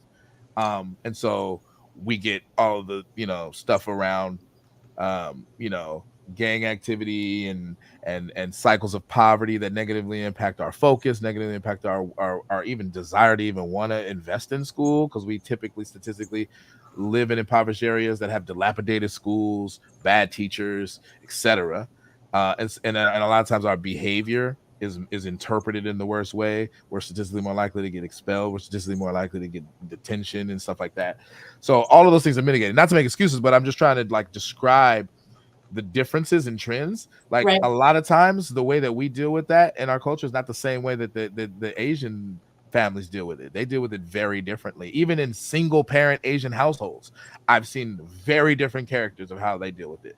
And the way that their communities organize around themselves culturally, there's a lot of marketed differences that have impacts for how well we succeed in school. Definitely. But there's a lot of systemic factors that interact with all that too. Right. Because Asians are not as statistically as likely to like be put in jail Right. as our people, but also apparently not as statistically likely to commit violent crimes either. So there's a whole discourse on that. What does that mean exactly? Is there anything racially problematic about even just pointing those trends out, etc.? All that to say, I've seen some examples of the trends in general, and the differences between them, but like there still seems to be a kind of general kind of conception, and this is manifested in the stereotypes that we have about different racial groups, Right. where people expect Asians to succeed academically because part of it is because they tend to, but part of it is that reinforces the stereotype. So then the stereotype maybe reinforces that expectation.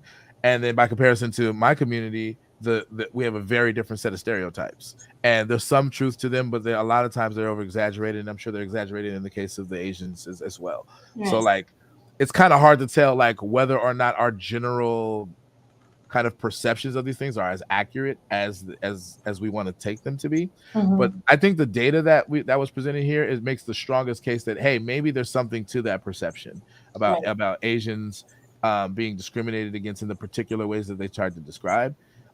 Whereas members of color are being discriminated in favor of to compensate for the perceived injustices of the past. And there's something valid about that. Like you can have ripple effects throughout history that negatively impact certain groups of people because of those things in the past.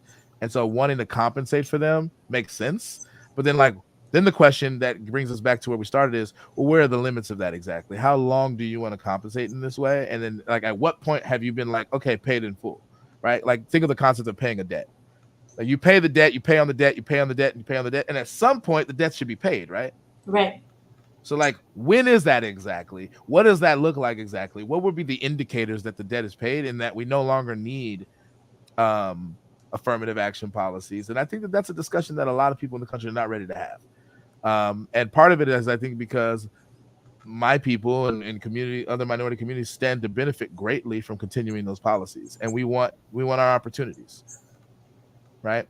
Yeah. I'm getting preachy or maybe long-winded, but like, what do you think about any of the stuff I said?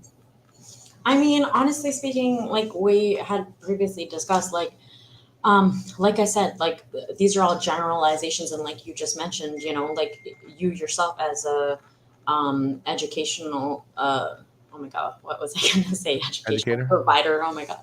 No, you as a teacher yourself, like you said yourself, like you do see it though. You do see the Asian students, doing more well.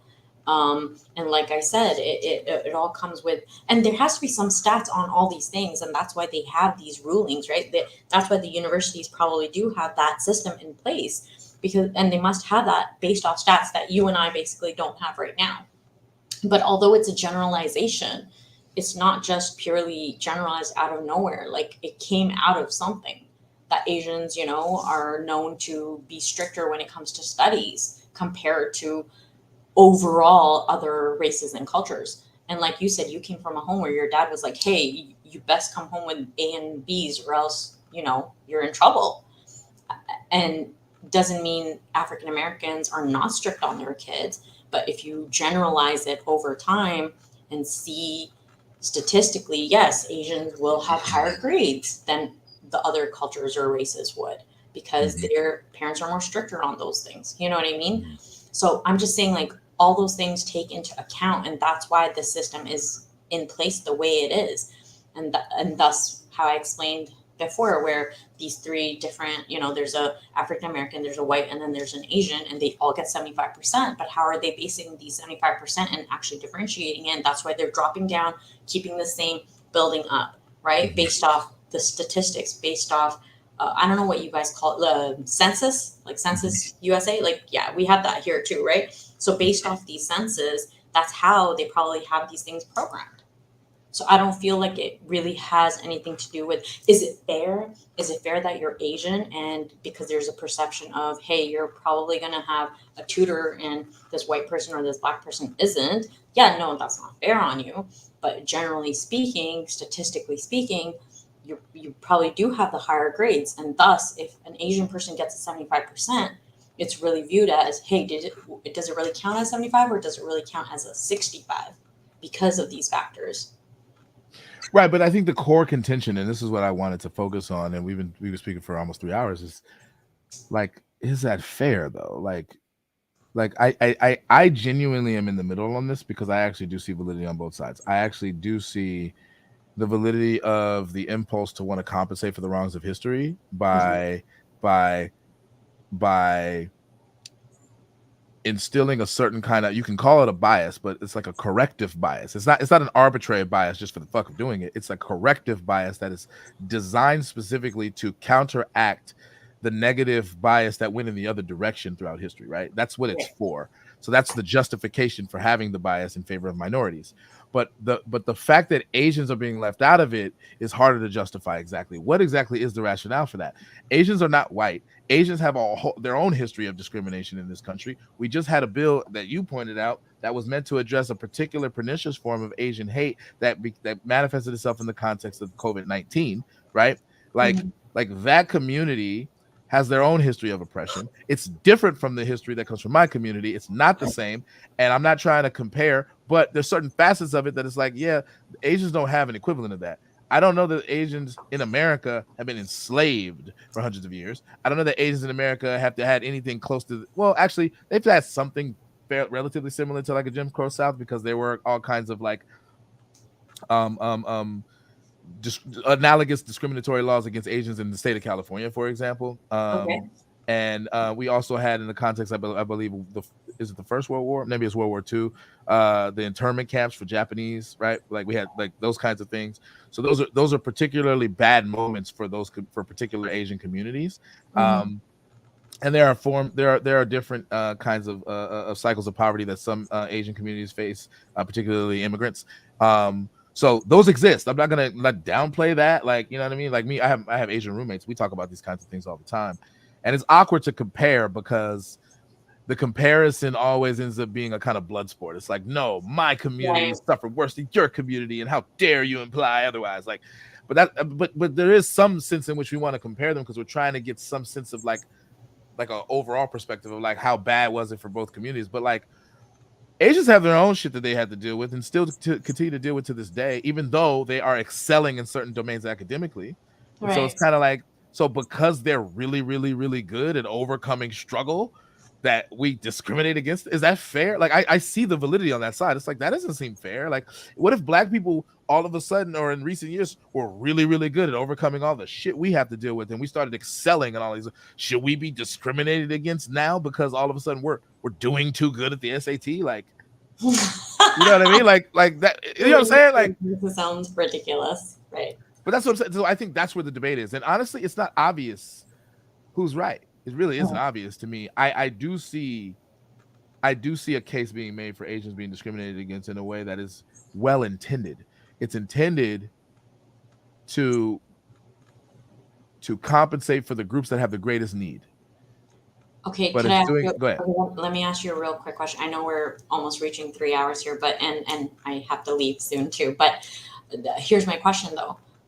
My question is, do you then feel that African Americans are being overcompensated, and this ruling was actually a good thing?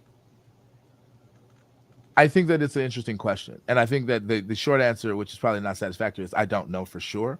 Hmm. My suspicion is there is some merit to wanting to talk very seriously about what the limits of affirmative action should be. Right. Right. And specifically in the context of college admissions, Yeah. we do see a pronounced discrepancy in the ability of Black and brown applicants to get into these institutions versus white and Asian applicants. That Right. still exists. The question is, and this is the hard question, why does that exist? Is it because our system is inherently and always and forever racist, and we need to be anti-racist in how we solve it? And forms of discrimination that were originated in hundreds of years ago are still rearing their ugly head? Or is there a more complex story to tell? Is there some kind of contribution to these outcomes that stem Hmm. from the decisions that my people in my community make? Yeah. And that's where the debate is. That's where the culture war issue is, Right. essentially. And honestly, it ain't obvious. I do see a lot of people in my community making poor choices that negatively impact their life prospects and, of course, their ability to be able to get admitted into various different colleges.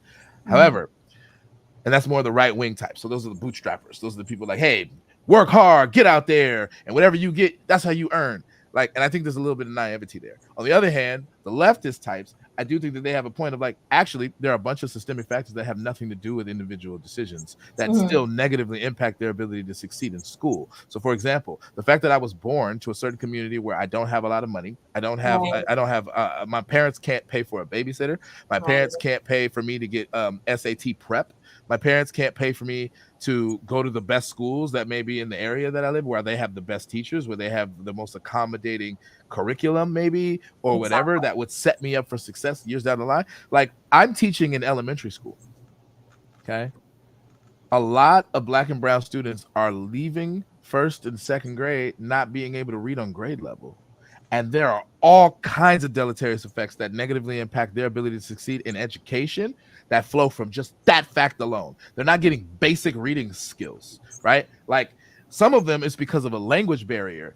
That ain't a function of their choices. They can't Right. help the fact that they were born to a family that speaks Spanish or speaks Mandarin or speaks whatever they speak as their primary language, and English is their second language, right? So their ability to be able to read and write in English and then be evaluated and tested in that language that's not a native language to them, that's not their choices. So how can you blame that on them not bootstrapping it? Well, they need to work harder. They need to learn English harder. But like, what you're not taking into account is a person who's born with English as a native language has an advantage right off top that has nothing to do with hard work. The Right. other people have to work harder to compensate for the fact that it's something that's not out of their control. And this theme is reoccurring. There's a bunch of systemic factors that are out of people's control that they have to compensate for. And like, it tends to be black and brown people that have to do all the compensating, and it tends to be white people that don't have to compensate as much. So the leftists have a point when they're saying, like, these are systemic factors that are out of people's control, and we can do things in our society to compensate for that, so that all the pressure is not on them, right? So I don't know. There's validity on both sides. What do you do with that exactly? Right. Like, there's got to be some limit to affirmative action, I think, at some point. Maybe it's not now, but at some point it's got to be, I assume. But also, that doesn't really address the question of whether or not it's okay to discriminate against Asians who happen to be doing really, really well academically in order to prioritize black and brown people who aren't doing so well. Is that really the approach? With blatant disregard for the reasons why they're not doing so well? Like, part of it is going to be their choices. Part of it is going to be systemic factors. And we don't really have a way of getting at exactly what percentage of the variance is accounted for by either of those things. Like, there's a complicated story to tell, and we're doing this with really blunt tools. And so the casualties of this seem to be right now the Asian community. And that's unfortunate. I agree with all of that, and it's just, but there are stats though. There are stats like my sister, she lives in Flint, and she's a teacher. She teaches 5th grade. Okay, so grade 5 students. Overall, statistically, like, what can a grade 5 student be able to do? Are they able to read? Yes. Are they able to write full sentences? Yes. But guess what? 32 students in her class, and only 2 of them can even read and write properly.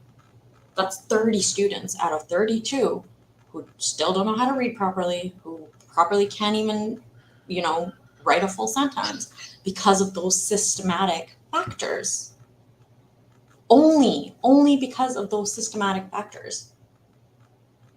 Yeah. So yes, there are stats that show that. There are stats that, yes, it's not fair that Asians should be discriminated against, but you have to put that into effect in some sort of way. Otherwise, there will be a very, very, very minimal percentage of African Americans who would even get into university, let alone even graduate and get a decent job, if those are not in place. No, I understand what you're saying, and I get the compassionate impulse because you want to compensate for the factors that are out of their control, right? That's the point. That's the impetus for doing this. Right. But the thing you have to weigh it against is, but at what cost, though? Like, if you're compensating in this particular way for those things that are out of their control, are creating obstacles for other people who didn't do anything wrong, then that's a problem. And that's I think the source of the controversy. I agree with that. And so that's why I'm on the fence. It's like, I see it both ways. Like, we don't want the perpetual residual negative impacts impacting certain communities that are systemic in nature and out of their control, but we don't want to, in our interfering with that, to interfere in a way where now we're causing detriments to other groups of people. Effectively, that's not what we intend to do, but that's what we're doing. Yeah. So that's like, it's like hard. It's like, okay, well, we're between a rock and a hard place, and the Supreme Court really felt that. They ultimately ruled against affirmative action. Right. But the concern now, and I think there's some validity to it, is, well, like, then what do we do about the perpetual negative residual harms against certain groups of people then? Right? Like we got it. We can't do nothing. And so they're fundamentally viewing this as, you just gutted a very positive, like, compensatory principle that was instantiated in our systems to, like, adjust for harms in history. You just got rid of that. Right. And so a lot of Black people in my community, rightfully so, feel like, well, that's a detriment to our community. These are pipelines or pathways by which we can access things we otherwise couldn't access. And they're meant to compensate for all the crap that we continue to go through. Right. And now you just took that away. And what's a bigger slap in the face is that some people argue that one of the Supreme Court justices in particular, a Black man by the name of Clarence Thomas, benefited from the very thing that he contributed to striking down. He was a affirmative action, benefactor of affirmative action. Sotomayor, in her dissent, wrote, "I'm the benefit." She went to Yale, I think, and another prestigious school. She says about herself, "I was the benefactor of affirmative action, and for me to," and she meant something she said something to the effect that for me to, like, shut the door on that, it undermines the spirit of what that's trying to compensate for. Ketanji Brown Jackson said something to that effect as well, concurring. She couldn't rule on the Harvard case, but she could rule on the UNC case because I think she was on the board of Harvard until like a year ago or something like that when she became a Supreme Court justice or however long it was. Yeah. All right, I want to close. I want to start wrapping up. We're going to just rush toward there. I want to read the rest of this article here that we started reading. Okay. It says go ahead. I do have to get going very soon, though, because I have to pick up my kids. 2 minutes? Yep, go ahead. All right, cool. The door is slightly open. Now every school will be in that situation, or so it may seem. The court did not entirely close the door on racial considerations in college admissions. As Robert put it, quote, nothing in this opinion should be construed as prohibiting universities from considering an applicant's discussion of how race affected his or her life, end quote. Nor did the court address the tactic of clustering minority students in classes. What's more, the court specifically left open the possibility that the nation's military academies, because of their distinct interests, may be able to continue with their successful affirmative action programs, which have resulted in a very diverse officer corps. Quote, that issue is so sensitive because it raises the question of national security that the court has backed away from following its own logic, end quote, said University of California, Berkeley professor Jerome Carabell. He notes that a similar logic might apply to police forces seeking to recruit minorities so as to ensure that virtually all white force not be policing a majority black town. For the nation's colleges and universities, however, diversity will no longer be an acceptable rationale for taking place into account. So there does seem to be some inconsistencies in terms of like the applicability of this.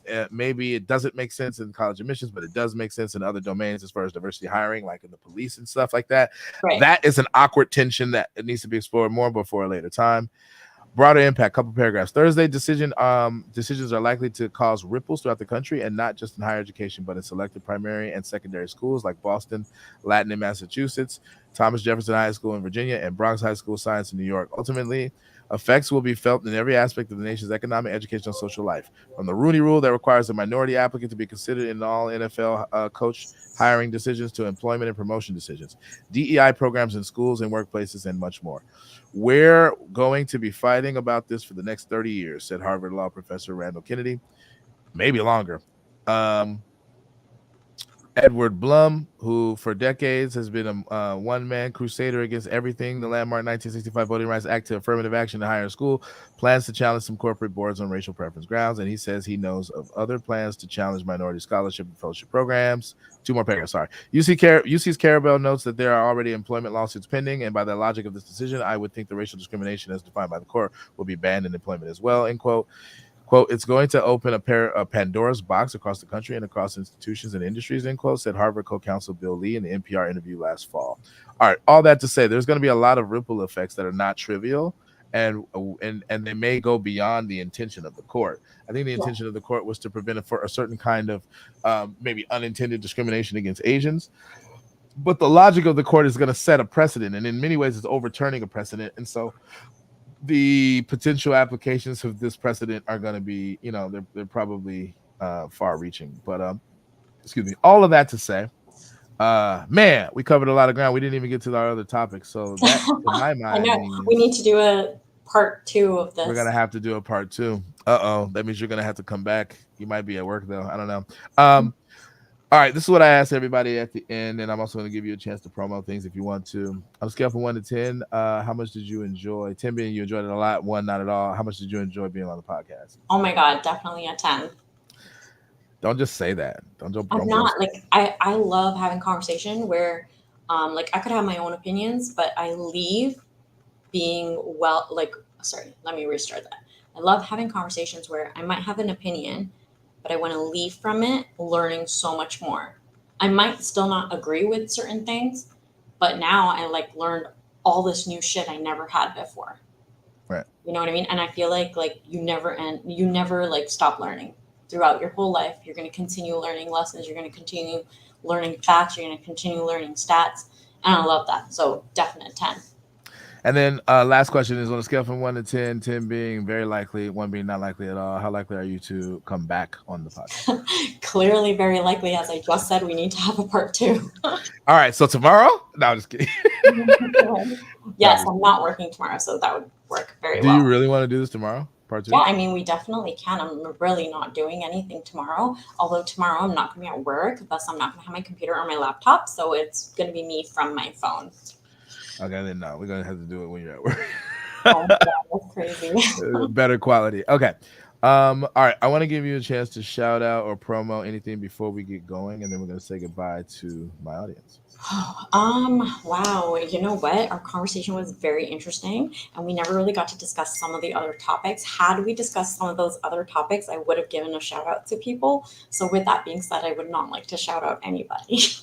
Okay. Do you want to promo anything, your podcasts or things that you do? No, I mean, I love being on this podcast. But like I mentioned earlier on in, the segment where, I do a podcast Monday, Wednesdays, and Sundays, 9 p.m. Eastern, and we go live from Instagram, and then we edit it, and then we post it everywhere after. Tuesdays, midnight Eastern time, which is Toxic Tuesdays. Toxic Tuesdays, obviously, is going to be very, there's not going to be topics like this. So if you're not the audience for it, don't tune in. But if you Is are, that the name of the podcast? Toxic Tuesdays, yeah, literally. And it's like very toxic. Okay, hold on. I'm creating a banner right now. Real time. We end up like yelling at each other. Wow, Toxic Tuesdays. And it's funny because we end up literally yelling at each other about stuff like sex. And they find you on Instagram? Well, yes, everyone can find me on Instagram. My Instagram is Mav Goldie Mia. So it's MAV Gold, and then my middle name and my last name. MAV Goldie Mia. Yeah. The at sign? Is there an at sign? Well, at sign's before the Mav Goldie Mia. Yeah, that's what I mean. Yeah. Okay, hold on. IG. I'm doing this in real time. We should have did this ahead of time. Wow, there you go. I'm legit. You left the N out of my last name. Oh no. Okay, wait, what? It's a silent. Oh yeah. Remember? One of those. One of those. Wow, I corrected it in real time. This is what we're doing. Yes, follow me on the gram, and I will follow back. That's what's up. And for my purposes, you can go ahead and find me on the Black Muse Podcast Linktree. I got all the socials to the Black Muse Podcast there. Linktree/Black Muse Podcast. I got a Twitter, I got an Instagram, a Facebook page, YouTube, all of that stuff. You can find all my content everywhere that podcasts are streaming. We're on Spotify, Apple Podcasts, etc. And it's all video, it's all visual. I think, well, actually, some of them are audio only because they only allow that, but Spotify allows video. So, oh, okay, that's cool. Yep. All right. So, thank you for coming on, and then I want you to hang back real quick. As far as what we talked about before, like you don't have to hang back. I'm gonna leave my computer open. All right. Cool. All right. Well, take care, and thank you for joining. Yes, it was a pleasure. Thank you, everyone who tuned in. All right, y'all. I'm about to get out of here. But before I do that, you know what I need? I need my gosh darn theme music. Let's go. There we go. It's your boy, JC Muse, aka the Black Muse, here on the Black Muse Podcast. We doing it live, we doing it big, we doing it all the time. Not really though, because it's been a while since I did another episode. I like that conversation. I'm looking forward to diving even deeper into the actual opinions. By the next time we come on, I should have been able to read them a lot more thoroughly. I think the reason why I kind of instinctively avoided diving into all 200 plus pages of those decisions is because I wanted to be able to speak a little bit more competently, and I didn't get a chance to review them before. So I'll be doing my pre-reading and some reading of things that I want to highlight on the show. But this has been the episode of the Black Muse Podcast. And until next time, peace.